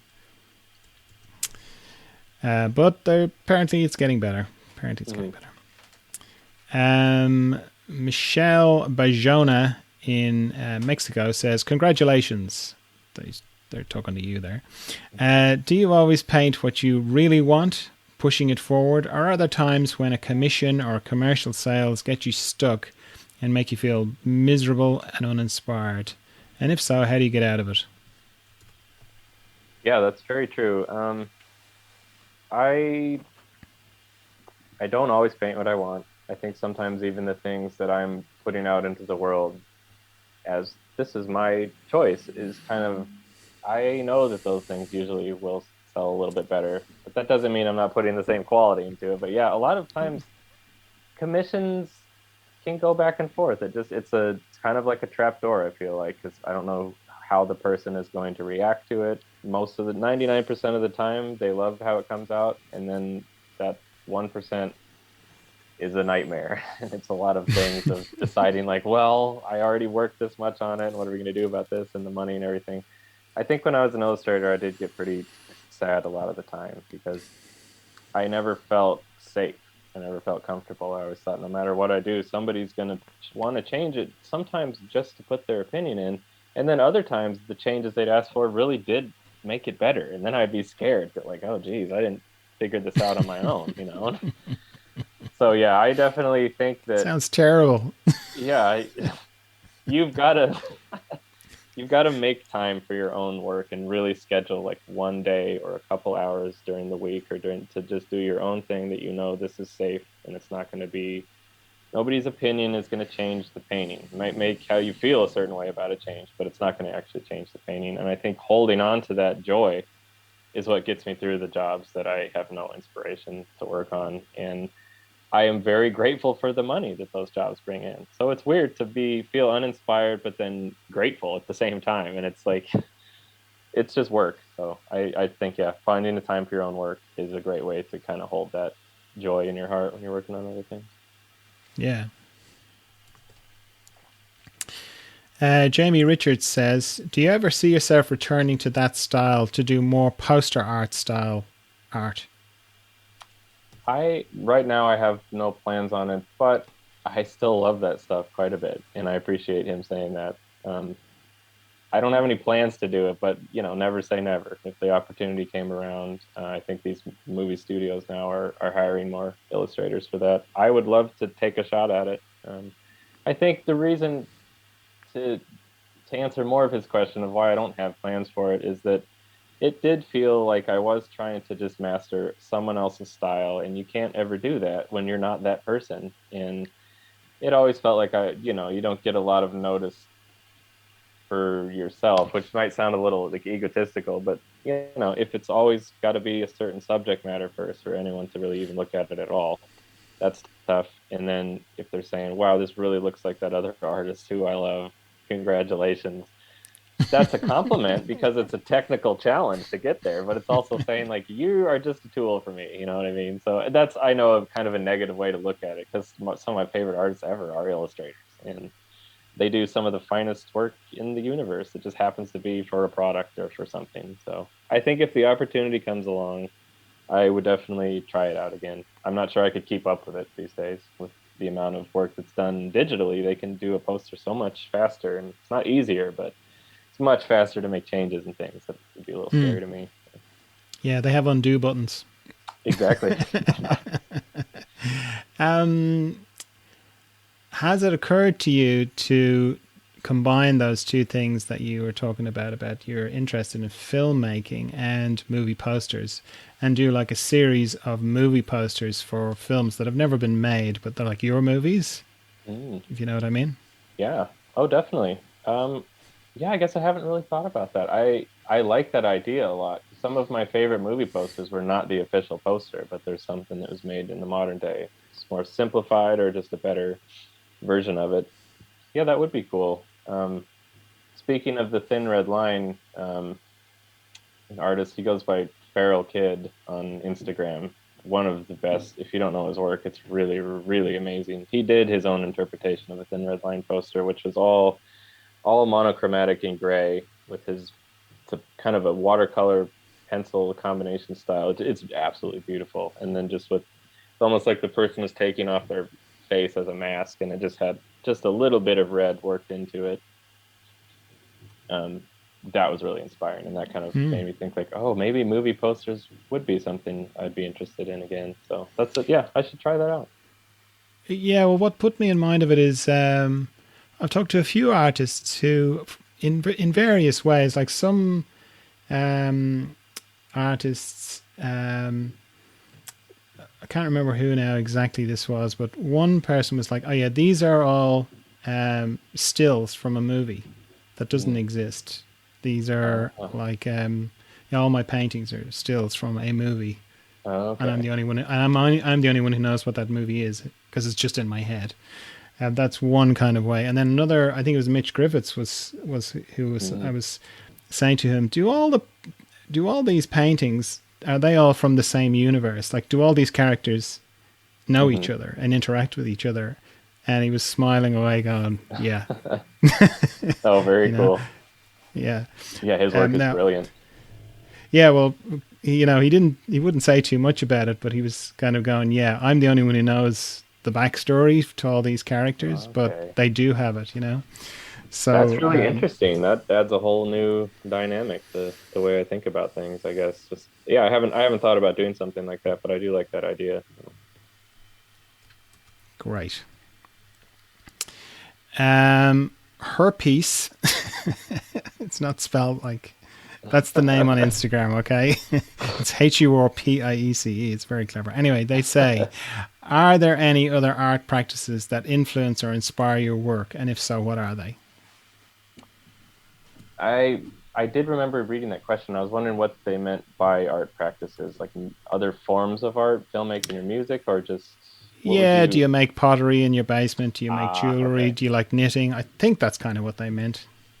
No, not much. I recently have wanted to get into sculpting, and I think that's the next step. I'm trying to get back into learning, just since I have so many friends who are comic book artists, I get so jealous of their knowledge of anatomy, and I want to get more back into being able to do enough of it from my imagination that if I look at a figure, that it's much easier to interpret it quickly, and if I want to distort things, then it's easier to do that. So I think sculpting is really going to help me. It's difficult for me to think three-dimensionally when I'm constructing something. With forms and painting, that's a kind of easier because it's the volume and everything is there. But constructing something out of my imagination, I think sculpting would be quite a challenge. But if you built the figure in 3D, it would really help me quite a bit. So as far as now, I don't have any other art practices though. No, it sounded like when you were talking about drumming Hmm. and the discipline that you needed for that, and that influenced the Hmm. way you paint, and it brought a certain amount of you brought a certain amount of that discipline across. I think that's kind of what they're talking about in that Yeah, I question. guess.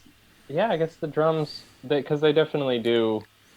It brings me back to the time when I just didn't understand how to play them. I didn't understand timing or where to find. I think the whole thing with drumming is for me is just to find the pulse of where it is, and then everything else on top of that will kind of follow that groove. So that in a similar way, it's almost like in painting, trying to find that underlying pulse of life in the painting and just the discipline of not knowing anything when I started drumming and having a good enough teacher to not be like J.K. Simmons' character and throw things at me and expect me to know everything or just gonna get somebody else to play mind games with you and stuff. He really cared about his students, and it was those little breakthroughs that I try to use now when I'm not understanding oil paint the way I want or a composition that just keep going because it's that repetition of why if I'm playing this so many times like how because it's almost like the definition of insanity works with practice where it's like doing the same thing over and over and expecting a different result, then all of a sudden you get a different result, which is it improves, but it is just through repetition. But I think that's more of you're building the muscle memory and you're not thinking about all of your limbs. So if I'm painting and I'm trying to think about the composition, the color, the brush stroke, all of that at once, it does get overwhelming. So sometimes with drumming, you just have to think of what's changing, but then you have to think of everything else as don't think about it. Your foot is doing this now, it's just going to keep doing that.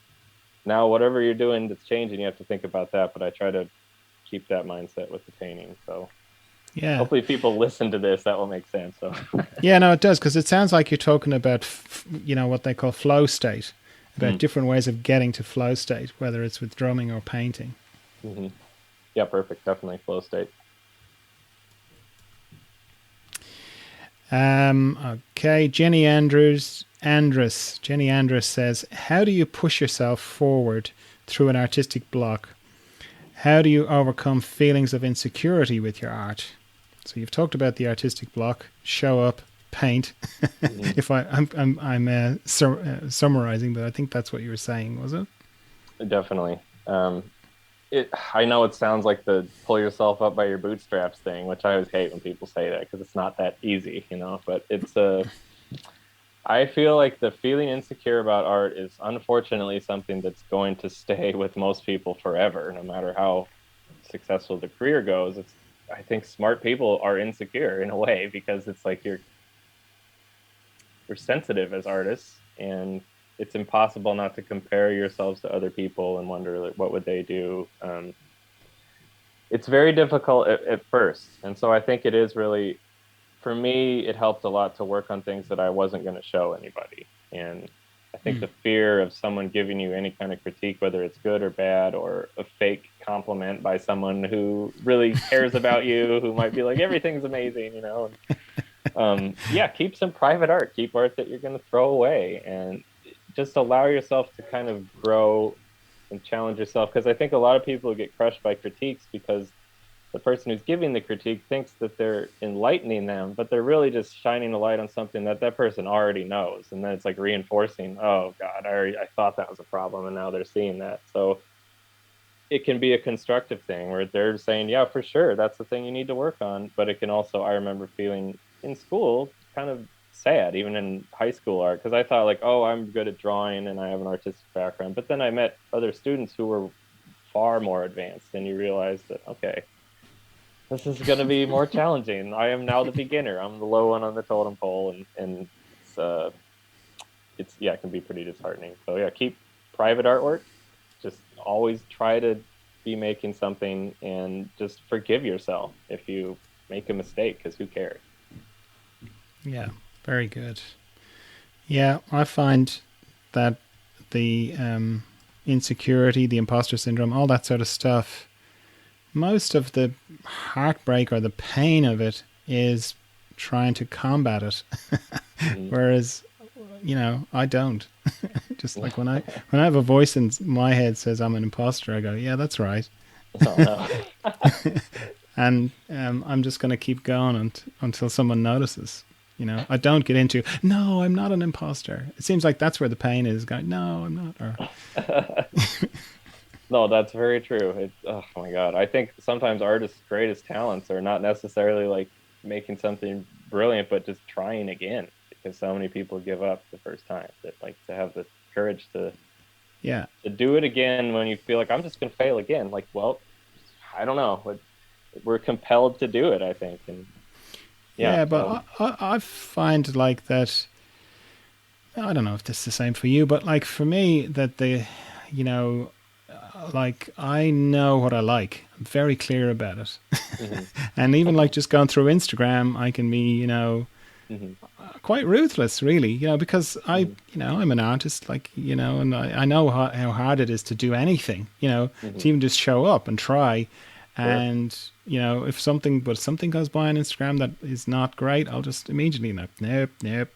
And I have that with my own stuff as well. Like, so it's, as you say, if somebody says, "Oh, that's fantastic," if I don't like it, if there's something bothering me about it, or this, not it's not right to my eye, it doesn't matter hmm what anybody says.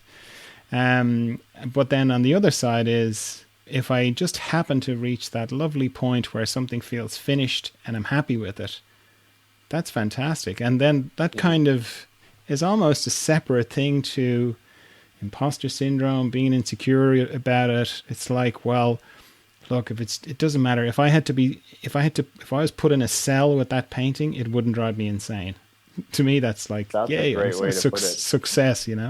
That's a perfect way to put it. Yeah, because it's you versus the painting sometimes when it's a problem, and then all these voices creep in and all these other opinions for me when I'm having trouble with the art, and I'm like, "Ah, I just question everything." But you're right. When you're happy with it, it's almost like, no, it doesn't matter what anybody says.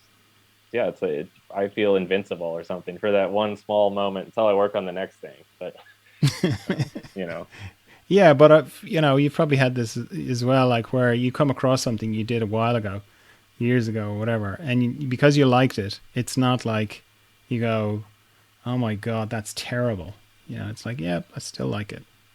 Whether for me, because I write as well, often you say Mhm. never read your old stuff, but Mhm. I can read my old stuff and it doesn't bother me because I have that thing of, Mhm. I can't let it out until I'm happy with it. And then once I'm happy with it, I'm happy with it. That's a good way to look at it. Yeah, for sure. I do feel that way. And even if yeah, if you look back and you think, oh, well, I've made all these certain changes and improvements from there, that was a happy moment and it worked. And I bet you read old stuff that still holds up, though, too. I mean, I think writing, it's not totally different from painting, but words are for sure different than images. So I don't know if that's the case. Yeah, yeah. No, that's what I was saying. I can read Hmm. stuff that I've written 20 years ago and I'm still okay Hmm. with it. I mean, the person I was is not the person I am now, for Hmm. sure. Hmm. But like with the painting, it's like I got to that point of being happy with it, and I could be in a cell with it. It's the same. I could be in a cell with the the book. Sure. Hey, like this is a fantastic unintentional segue, but Trevor Thomas says, "What's the last book you read?" Um, it was the Dog Stars. Have you read that one? Can't No. remember the author's name. It's kind of a post-apocalyptic thing. It was set in Colorado. My brother and dad are both very well read. They thought I would like that one. That was the last one. Oh, I'm confused with. Isn't there a movie called Dog Star? There might be, yeah. Um, Yeah, I'm I confused think with that. it could be, yeah. This is just DOG, like the Dog Stars. There might be one though, yeah. Oh no, I think maybe it's Dogville. It's the one with Oh, okay, Justin yeah. Timberlake. Is that? I This know one the was title. I haven't seen it, but yeah, you're right. okay. Sorry, completely tangential there. It's a conversation, right? I like it. So, what was the name of the book again? The Dog Stars. Dog Stars, yeah. The Dog Stars. Okay, post-apocalyptic, set in Colorado. Yeah, and I think it's Peter Heller, I think. Now I'm remembering the name of the author. It's pretty interesting. Okay, very good. So you have 279,000 followers on Instagram. Do you have any tips for people up for everyone's on Instagram. All artists are Yeah. on Instagram. They all want to have more followers. How did you do it? Um, for me, it was really just I set when I first switched kind of from doing illustration, I'd say 2015 at the end. I just made a goal of painting a watercolor portrait every day, whether it is like a half portrait or a finished thing, and just post it. And it was really the first year, I would say, where things really started to pick up. It was the sometimes it's just luck. It was Alan Rickman when he died. I was really sad, and I painted a portrait of him from Die Hard because that's always what I think of his Hmm. character. He's been so many brilliant characters, probably better than that one even. But I just thought of that, and I painted a portrait, and someone shared that on the main one of the main Instagram pages. So it just kind of started from there. But I just would say the volume really matters at first. You have to continuously just be in everybody's face all the time, and then they will either you know, make sure to never follow you or they will follow you. But it's like just kind of the constant reminder. And other than that, I have no idea because I don't know what people see. That's part of my work is I want to hear what people see in it because I don't really have the rock solid artist statement. Like some people really have a genuine message they're trying to say. And I'm still kind of looking for that, but I don't want it to seem like I'm just making something that's shallow or phony or something. It's really for me the visual aspect. It's the search of things, and so I want it to feel like that. Yeah, I think it is. I mean, I'm smiling because you're being honest about. I don't think anyone really knows how Instagram works. Yeah, of course. Or I think the people who do know how it works are engineers. I don't think they're like users, No. because I've seen. I mean, it almost looks like an organic thing. Like there were periods where this would be about 3 or 4 years ago, where I would post something, and for some reason it would surge. It sort of felt like a wave, and there would be like a disproportionately huge amount of likes, and then Hmm. suddenly I'd have loads of followers, all from one post, and I couldn't tell you what the difference between that post and the previous one, which got nothing, no likes practically, or I know. and that's all stopped now. That doesn't do that anymore. Um, and now it just seems to be I mean, what am I? I'm up around 17,000, and now it seems like there's a constant. Every day, there's more people following me. It seems almost like the bigger you get, the bigger you get. There's sort of a thing that seems to be the thing that's happening now. Hmm. But Yeah, I think that there's probably, if I had to guess, an algorithm that just kind of force feeds us the same things over and over, where it says, "Oh, this person has a lot of followers, so we'll make sure to promote them." And it's strange because it does bring more followers, but not necessarily to people who need them because they're not being noticed. And I see so many painters who are so much better, and I'm just embarrassed because it's like I feel like, oh my God, they're so good, and I just yeah, want them yeah, to get yeah. more followers, you know? And I'm it's not like, agreeing with you about painters being better than you. What I oh mean well. is, I've come across painters who are like, wow, they're fantastic. They've got loads of posts, Hmm. and they've got like 2,000 followers, 1,800 Hmm. followers, something like that. It's like, wow. Yeah, I think it's just a thing of the computer deciding this is what people like, so we'll just show them what they like, and you don't see new things that way. So that's Yeah, kind of sad. yeah, yeah. I have because I have another Instagram account, the Further Emergence account, which is very new.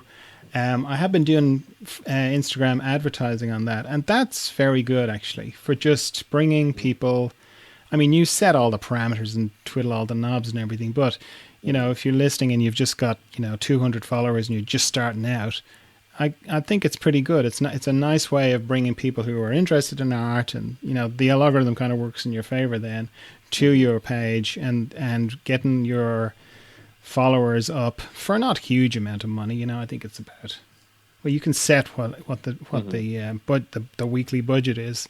I think I've set mine for about €30. But Okay. yeah, I think if you're if you feel like you're idling in the Yeah, wastelands, I like and then the that other, as a that's a good seems like a good legitimate way to do that. Just because yeah, at first I thought about, oh, I was just buying bot accounts or something, and then I was thinking like, what am I doing? no, no, no, You want no, real followers, real substance, and it's not a game about look how many followers I have. It should be about the paintings and the content, and then yeah. there's a lot of advertisement offers and things I get that are just irrelevant. And I know it could bring in money, and I do feel like an idiot sometimes turning things down. But it's like, what does drinking Pepsi or something have to do with this art? And obviously, I have not gotten that offer yet. That'd probably be money where I'd be like, hey, Pepsi does make you better at painting. Like, oh, I never knew. Yeah, Now I know. yeah. I'll be getting a phone call. Can you cut that bit out, John, where I said Pepsi was a terrible idea? Yeah, exactly. Now that I've met those lovely people at Pepsi, it's a fantastic idea. Absolutely the best decision. Yeah. One other thing for Instagram that I have seen work, for myself a little bit, but certainly other people telling me, is that if somebody has a lot of followers and then they feature one of your paintings or something like that, that will boost your followers for sure. I've had, Hmm. like, if I come across one of those, an artist, and they've only got 800 followers or 200 followers or something, and I think they're brilliant, and I say, oh, I'm really enjoying this person's art, Hmm. often they'll get back to me and say, A, who are you? B, thank you very much. I've had a huge spike in my followers. So you can kind of use that to your, if you have that in mind, Hmm. if you're just, again, listening and you're just starting out, if you look for people who Yeah, have a I lot of mean, followers and I like collaborate in some way. when people will tag me and stuff, and then I look at their page, and it's a great way to find. I found a lot of artists that the algorithm was not showing me them, and they tagged me in a story, and then I share it in the story, and I try to get. I don't know if it brings their followers up or not. I would hope it does, just because it feels like it should be a community, but it becomes the competition and stuff like that, and Yeah, yeah, I don't want it to feel that way. yeah. But one thing I don't like is when people, what, I don't know what it's called, when they tag you in the photo. I don't mind. Yeah, I don't mind people resharing or putting me in their stories, but I can't stand when people tag me with 200 other influencers or what they think are that's right. influencers. That's the worst. No, so yeah, if you're listening, don't do that. Um, Meadow Bliss on Instagram, lovely name, says, "What do you recommend to someone just starting out?" There you go, Nick. Nice simple question. Yeah, that's a really easy one to. um, Geez. Well, I would say just try to learn as much as you can from YouTube and these free resources that I feel are quite a beneficial thing that people have nowadays. That, not going to college or school in the past, it could be kind of a risk because you could miss out on a lot of genuine education, which you still can. But I think YouTube has so much free stuff on there that I would say just absorb, absorb, absorb, and just try to bring in as much stuff as you can because it's really hard to when you're just starting out. I thought like, well, do I even have taste? Like when you say you're going through Instagram and you know exactly what you like right away and what you don't, Hmm. it took me a while to figure out what do I even like. So I think finding out what you like is a good thing for someone starting out. And it's not necessarily always about picking a medium to start with, because a lot of people think, well, what is the brush you're using or what's the medium? And it's a great thing to do if you're already working and you think like, I would just like to try this thing out. But to think that that certain medium or tool is going to kickstart something can be kind of a trap, because then it doesn't work and you think like, oh, it must be me or it must be this tool, or when it's very complicated. And I would say just try to absorb as much as they can, try to ask questions to the point where you're annoying, because it really does. I ask so many questions to people when I'm trying to figure out how to move myself forward that I just think, yeah, it, that sounds very cliche, like what to do when you're starting out, but I really don't know what else to say other than find out what you like. And that will kind of, I think, give you the energy and passion to move in whatever direction someone needs to. Yeah. Do you think it's important to get clear about why you would be doing it in the first place? That knowing that, will sustain you. Do you think that's I valid? I do. I think that's something to at least think about. Because sometimes I wonder why do I paint? Why am I so driven to do this? And I just can't find an answer of why I would stop doing it. So that's what I use is the it's like I don't know, but I can't do anything else. So that's it. But when you're making the decision, do I want to step into this pool of burning lava? Yeah, it's hard to tell somebody how to do that because it's like it's going to be a tough road, but it's also, it can bring more joy than anything else besides human connection that I found in life. Really, it makes me feel alive. If I stop painting or drawing for a few days, I start to feel kind of sick and weird, not physically sick, but just kind of sad. And it really is it's given me a whole new life the more that I do it. So. Very good. Great advice. Um, Tell me about your workshop in Italy. Ooh, okay, so that's in October in Tuscany. It filled up, which I'm so glad for because we'd had to reschedule it, I think, two times already because of the pandemic and all just the tragic situation in Italy. Hmm. So that's finally happening in October. It's the 10th to the 16th. It's at Art Escape Italy. So if anybody's looking to get on the wait list, it's just artescapeitaly.com and they have the different workshops there. Yeah, there's quite a few people go there. It's a lovely venue. It looks amazing. I'll be vacationing in my mind as much as I'll be working. So it's going to be, and just talk about taking references. You can't turn your head anywhere there without something interesting. So that'll be Yeah, nice. yeah. Have you been there before? I have not. I've been to Spain, but never been to Italy. And Vinci is Uh, right there, that little village. So have you been there? yeah. I've been to Tuscany a good few times. Yeah, I do a vintage bicycle race there. Oh wow. Not too yeah in Chianti and Caiole, and it's the first Sunday in October, so I'll probably be there. Oh wow. Oh, very cool.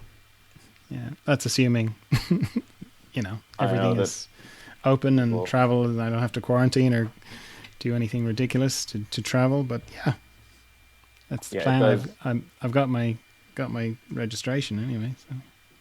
So Very cool. Yeah, I am nervous about uh, the laws and how everything will change between now and October, but I'm just fingers crossed that all the students can make it and everything. yeah, yeah, yeah. How many students are there? Will be how big is the Uh, class?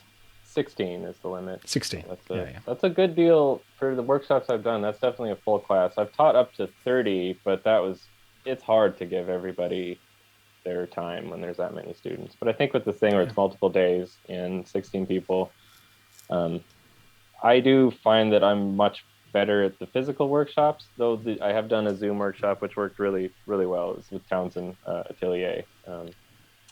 And that was great. That was a great experience. But I think hands-on, sometimes people will literally be like, "Can you take the brush and show me something?" And it's just a nice Yes. way to do that. So I'm really looking forward to it. And is that going to be oil or watercolor or both? Watercolor. Watercolor. Yeah. Yeah. The pictures. Is that the one where they've got the picture of everyone having dinner out in the veranda and afterwards? I believe so. Yeah. Because Yeah. Yeah. yeah, Looks great. definitely. I know. Okay, so if there was one underlying theme to all your work, what do you think it would be? I think it's definitely the search for whatever, because I'm still searching and I want that feeling of the work to feel unfinished, but like it's going somewhere. There's some sort of movement, moving things forward. Because yeah, it's hard for me sometimes to put a statement underneath my work. I feel like again, Alex Kanevsky puts it in a great ways. He says the painting is what it is. It doesn't tell a story. It doesn't have a meaning necessarily. It's got a lot of personal aspects to it, but it's just the visual. It's how do you feel when you look at it? More about feeling than analyzation, I think. So that's what I want people to have a feeling of. It's okay to still be searching. That's basically the vibe. Yeah, brilliant. Very Thank you. good. Okay, so you touched on this a little bit, but the art business, the business side of art, comes up quite a bit on the podcast. Mhm. What's your experience of it been? I've it's kind of been mixed. I could only make money with illustration at first, and then when I started to do the watercolor through Instagram, it was very small amounts of money. But then that led to commissions and things. So I think it's always good to be open for commissions, have a day job, things like that, that I definitely did when the money would get too low. And it's really hard to sell things. I think galleries are amazing, but nowadays, because if they're going to take half the money, I feel like in the past, the galleries would kind of bring artists out of obscurity. And if you got into a certain gallery, now you're well known. And so they would sell the work, taking half the money kind of makes sense. But a lot of the times nowadays, they look at Instagram first.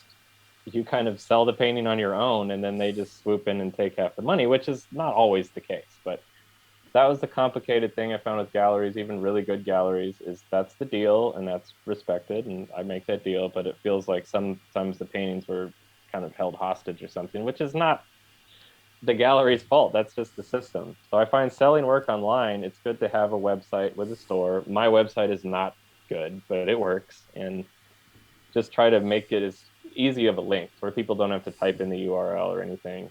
And this is how I say how to directly sell things. Just have a link on your page, turn on the business page so you can do the swipe up feature and things, and just make it as easy as possible for people to get that image or get prints of that image and things that I find kind of complicated with prints, selling work. But yeah, it's you just have to be able to wait around honestly until things start to kind of move. And I feel like I posted on Instagram for about 2 years before I opened the store, and it was kind of just DMs from direct messages to ask if it was for sale. And it really did help to kind of build up a few paintings. And then when you open the store, people don't have to ask the price anymore. They don't have to feel nervous about that. They can still get the direct interaction with me because when they buy something, I interact by either sending the shipping information or a lot of the times they talk to me on Instagram. And so you still, with a dealer, sometimes you don't get the interaction with the artist. You're buying it through a gallery. You might still be doing it online. So I feel like people do like that to be able to just buy it on their own with PayPal or a credit card. Since they are watercolors, it's not like someone's dropping $5,000 or something on their credit card. They can just buy the watercolor, and that's helped me a lot is having a little bit lower prices to start with. On social media, a lot of the viewers, it's all different ages. So a lot of people don't have the money to spend. I don't have the money personally to go out and buy a lot of artwork. So I like to trade and buy little things. And so I think it's repetition, lower prices, having a store that directly links to any of the social media, and then working with galleries. Because even though it may have sounded like that was kind of a scary thing, it still is really good to be represented by someone or to find other artists through those galleries. They will help you sell your work just by talking about you or saying that they like your work, or you talk about them, and that's the kind of networking. That's just networking. I think is the most important thing ever at all times since time started, as far as selling things. So Yeah, well, that's what they say. People don't buy things; they buy people. So they don't buy the thing; they buy you, and then they'll buy your thing. oh, definitely. I think bringing that around back to film is when I go to see a movie, I just want to see what that director made and not necessarily what the movie's about. It's important what it's about. If the story's not doing it for you, it's kind of difficult. So I think with paintings too, like what you just said, you're buying that artist. So whatever they do, you want something from them. And that's where I want to get to, because I think with realism of any kind or any kind of figurative art, the subject matter can be extremely distracting because of, in a good way, recognizing something can sell it because it just feels good to recognize things. I feel good. But then at a certain time, if I paint a face and I just would like people to see how it was painted and just kind of the art for art's sake part, it's hard when they say, well, it's just an old man, or like, who is this? Or that looks like my grandpa or something. And that's good. People are going to put their story on it. It doesn't bother me, but it does kind of distract. So I am envious of abstract artists or non-representational artists sometimes, because even landscape painters, a landscape can tell a story, but really when you look at it, you're just looking at how it was done. And so that's something I kind of hope for sometimes. Yeah, yeah, yeah. It's listening to you talking. It feels like there's an opportunity, or there's a space beginning to open up where the whole kind of old gallery system it's being disrupted in the way the music industry was disrupted, like beyond recognition. Yeah. um, and then you've social media on the rise as well, and it feels like there's a space there for um, a sort of service where to help artists raise their profile. Like when you think about some of the artists who are mega, millions of dollars, Damien Hirst, Jeff Koons, that end of things. Hmm. A lot of the why they're so big is because of, hype sounds a bit harsh, but there's a story been created about them that was Hmm. sort of that raised their profile, and it feels like that galleries used to fulfill that function a little bit, Hmm. but less now. And it feels like there's a space there for a service for artists, for to work with maybe like a sort of consultant type person to help, just specifically with helping them raise their profile, because once your profile is up, your perceived value is up, and then Hmm. people will just want to buy from you, kind of thing. Do you No, think? exactly. No, I think, yeah, that would be a miracle service if we could have something like that. Because yeah, it would be a way to kind of give more, raise their profile, get more attention, and have it be, like you're saying, more of the old gallery system within this new digital kind of Wild West chaos that the internet is now. Um, Yeah, because it's like every artist has got a story and a mhm, way and a personality, and and that's really their that's what's interesting about artists, is that you've mhm, got a human being communicating in a non-verbal way, and in mhm. a digitally, or not, a visually intriguing way. As you did you say that at the Yeah, beginning? I think you did. I thought that yeah, was a very good definitely. phrase, visually Thanks. intriguing way. And that's the story. So really Mhm. it's like connecting people who are interested with that particular person. Definitely. So yeah, Yeah, I that hope that. could it could almost be, well, like someone like yourself who's a writer who can write, and it would something of really actually telling their story. Because I think sometimes artists, I'm not great at always explaining things, or I tend to ramble and things like that, or even making it seem like an interesting story. Sometimes by just telling the facts of this thing happened and that thing happened. Sometimes you need someone to write it in an interesting way or something. I feel like Van Gogh, like would people care as much without all the craziness that he was involved in? Because I love his paintings. I really do think they're great, and everybody loves them, but I really do like them. But would we care as much if it wasn't for the cutting off of the ear and the kids accidentally shooting him and all that. It's just such a great story that it does fuel the value of it almost infinitely, you know. So Well, it's funny you should mention him because there's a school, like the way he only sold one painting when he was alive, hmm and there's I think they might have even made a documentary about it. But as soon as he died, um, there was I think it was his brother's wife. Now I could be getting all these facts completely wrong because his brother died not too long after him, like within a hmm year.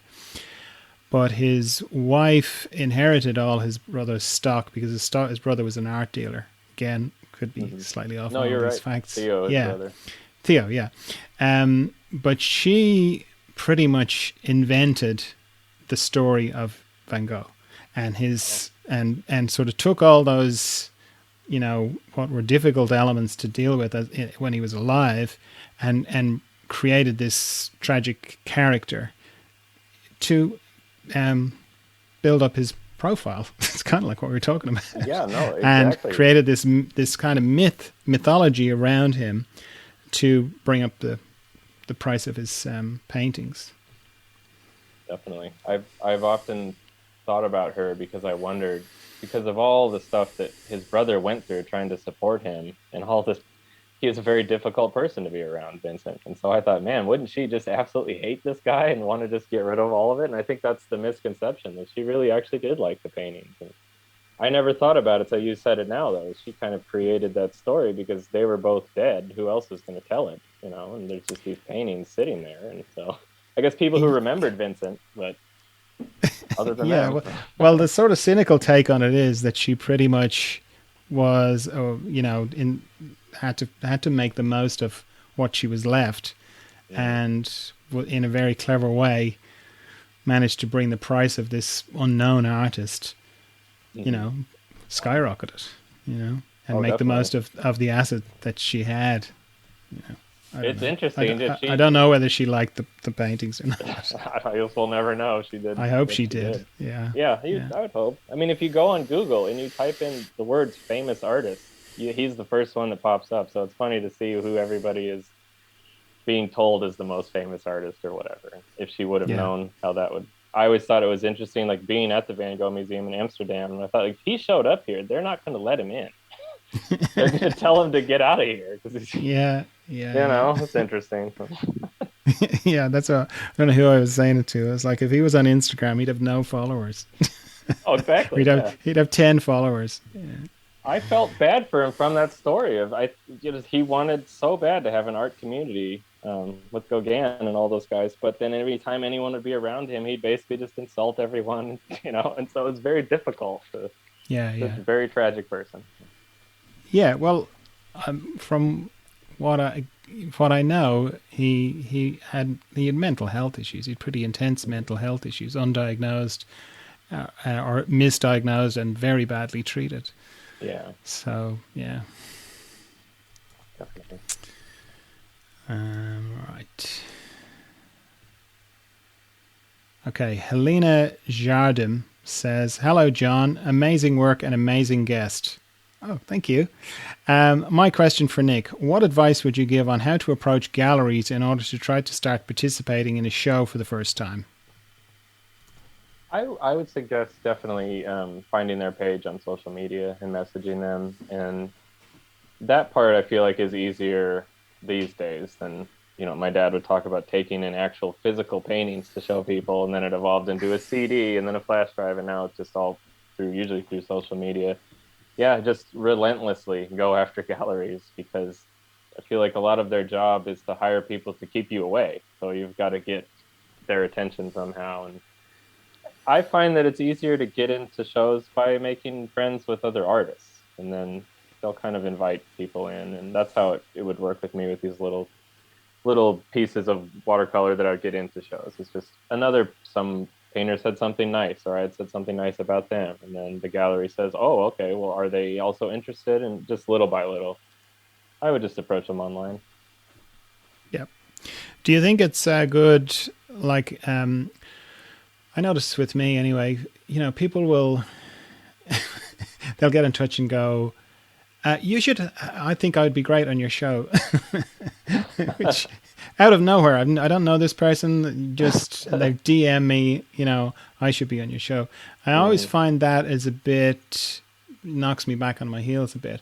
mm, Whereas I move forward towards people a lot more if I see them commenting regularly, if mm, they ask questions, if they're engaged, if they contribute in a way, mm, or they share other people, or if they like if somebody says to me, I've come across this artist, I think they're brilliant, I think you might be really into them.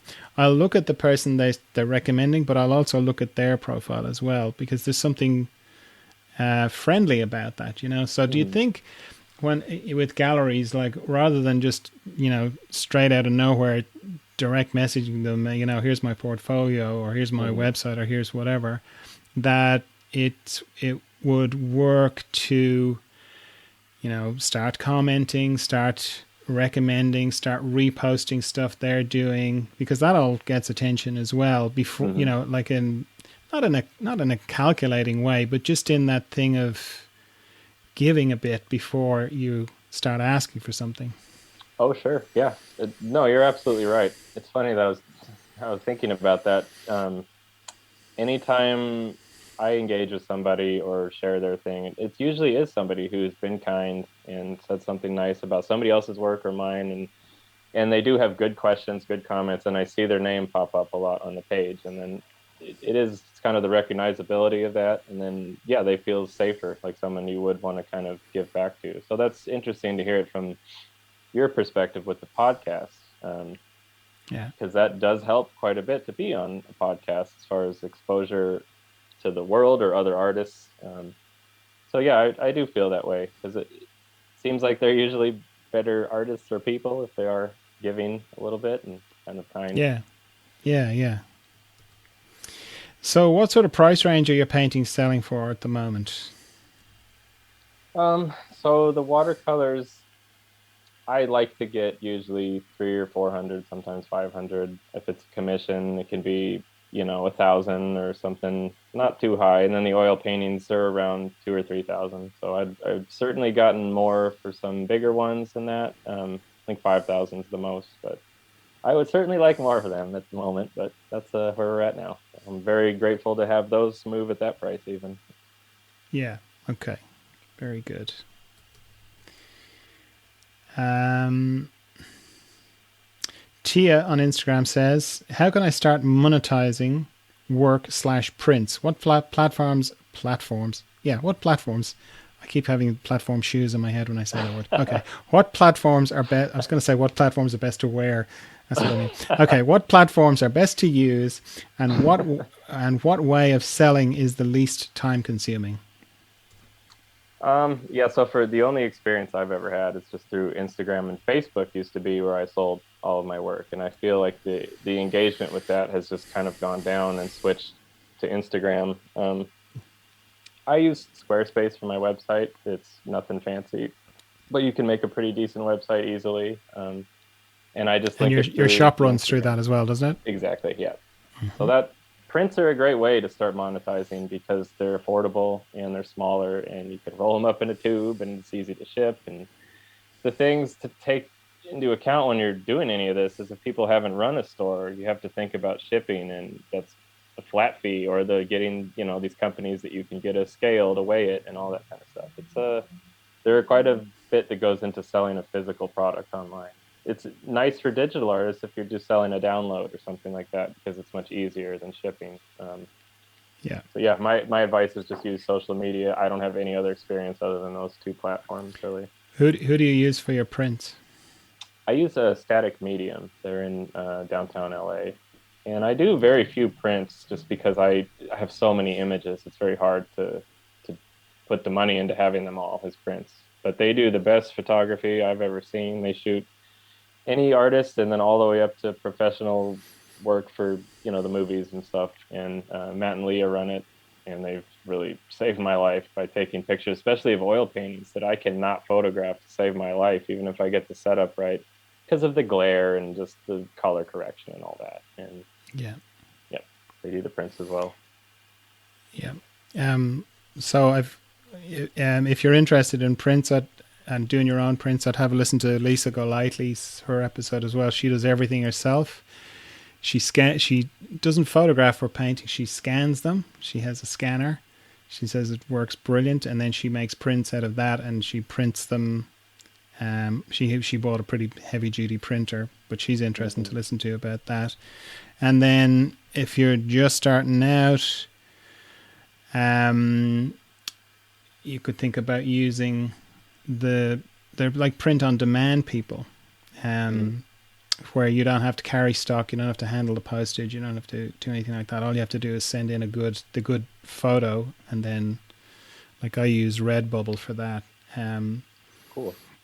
They do all sorts of different products, but they do good print art, like quality prints as well. So there's some other options for prints as well.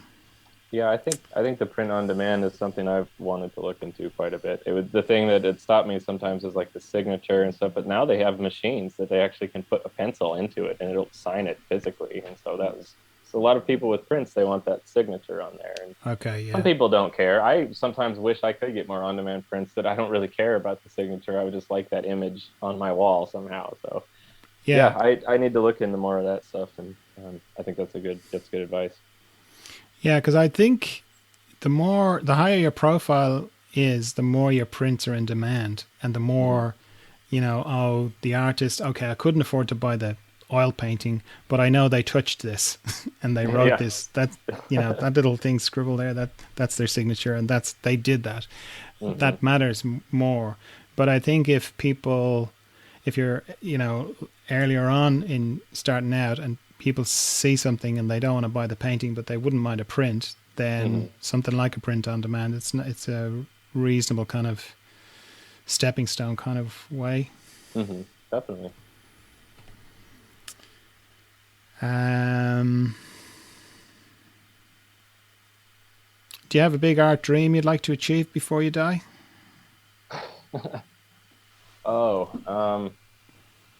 I think for me, I just want to make one or two paintings that's iconic, I guess. Just the image. I want to be remembered for one of my paintings at least. Okay.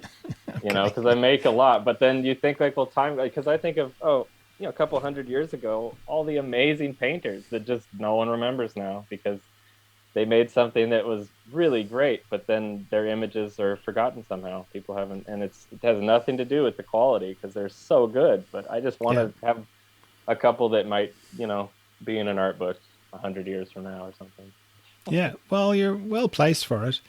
Have you listened to the Jim Fitzpatrick episode? I have not yet. Okay. Well, Jim Fitzpatrick is an Irish artist, and he's he kind of covers, he's an artist, like, figurative artist and everything, but he's also goes into the graphic side of things as well. And he made the image of Che Guevara. Oh yeah, he did that. Wow. Oh my God. That's very famous, very iconic. Yeah. So, if you have a listen. So he's accomplished that, then I guess he'll be remembered for that one. Yeah, but it's why I'm saying it particularly, relates to you is because it is, he's not just a painter kind of, oh no, I paint like Sargent or whatever. That's it. That's all I do. He's like, he has made that iconic image, and it is quite a illustrative image in a way. So, no, but it's very iconic. Yeah, and I think that the thing, it sounds sometimes like, I just want to be remembered just to be remembered. No, I want to be remembered because you made a painting that was interesting enough to be remembered. So that's the goal. Anyway. Yeah. Okay, this is my last question. I ask this to everyone that comes on the podcast. If there's one thing you could pass on to future generations, what would it be? I feel like saying that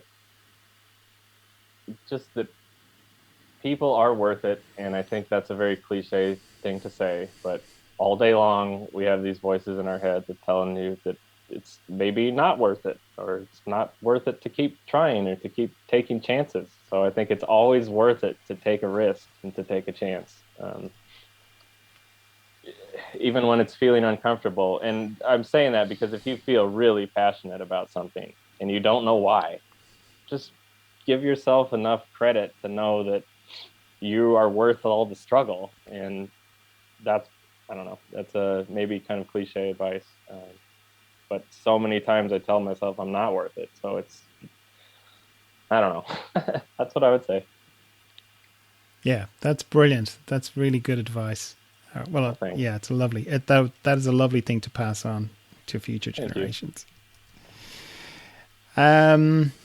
Okay, so where can people find you? So, Not physically. yeah. I'm like, uh-oh, or they found me already. Instagram mostly. That's NickVrunge. My middle name is Vincent. So that's what the V stands for in there. That's the main place to find me. And then that links to my website, nickrungeart.com. And I just basically bounce around between those two, not too many other platforms. Occasionally on Facebook. Yeah.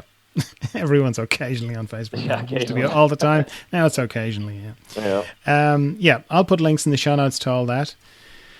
It's been lovely chatting with you. It's been lovely spending a bit more time than usual with your paintings. I really like them. I think you've managed to do, like listening to you and getting to know you a little bit as a person, you strike me as a very humble, self-effacing kind of person. And you're kind of very honest about your own insecurities and your own fragility, and that's a lovely thing.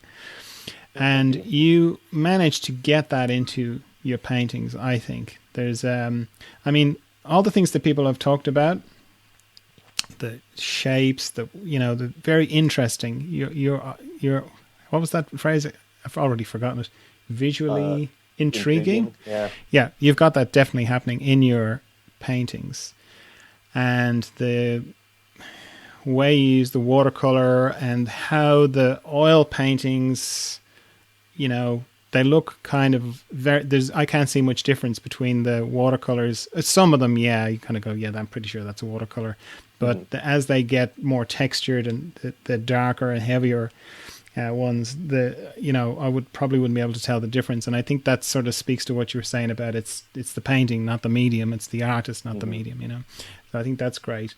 But they are very visually intriguing. They are part of that kind of what we were talking about earlier on, what John Seed talks about is the disrupted realism, or what I kind of like to think of it as artists who are showing us where figurative art can go and where maybe it will go, and how it's still vital and interesting and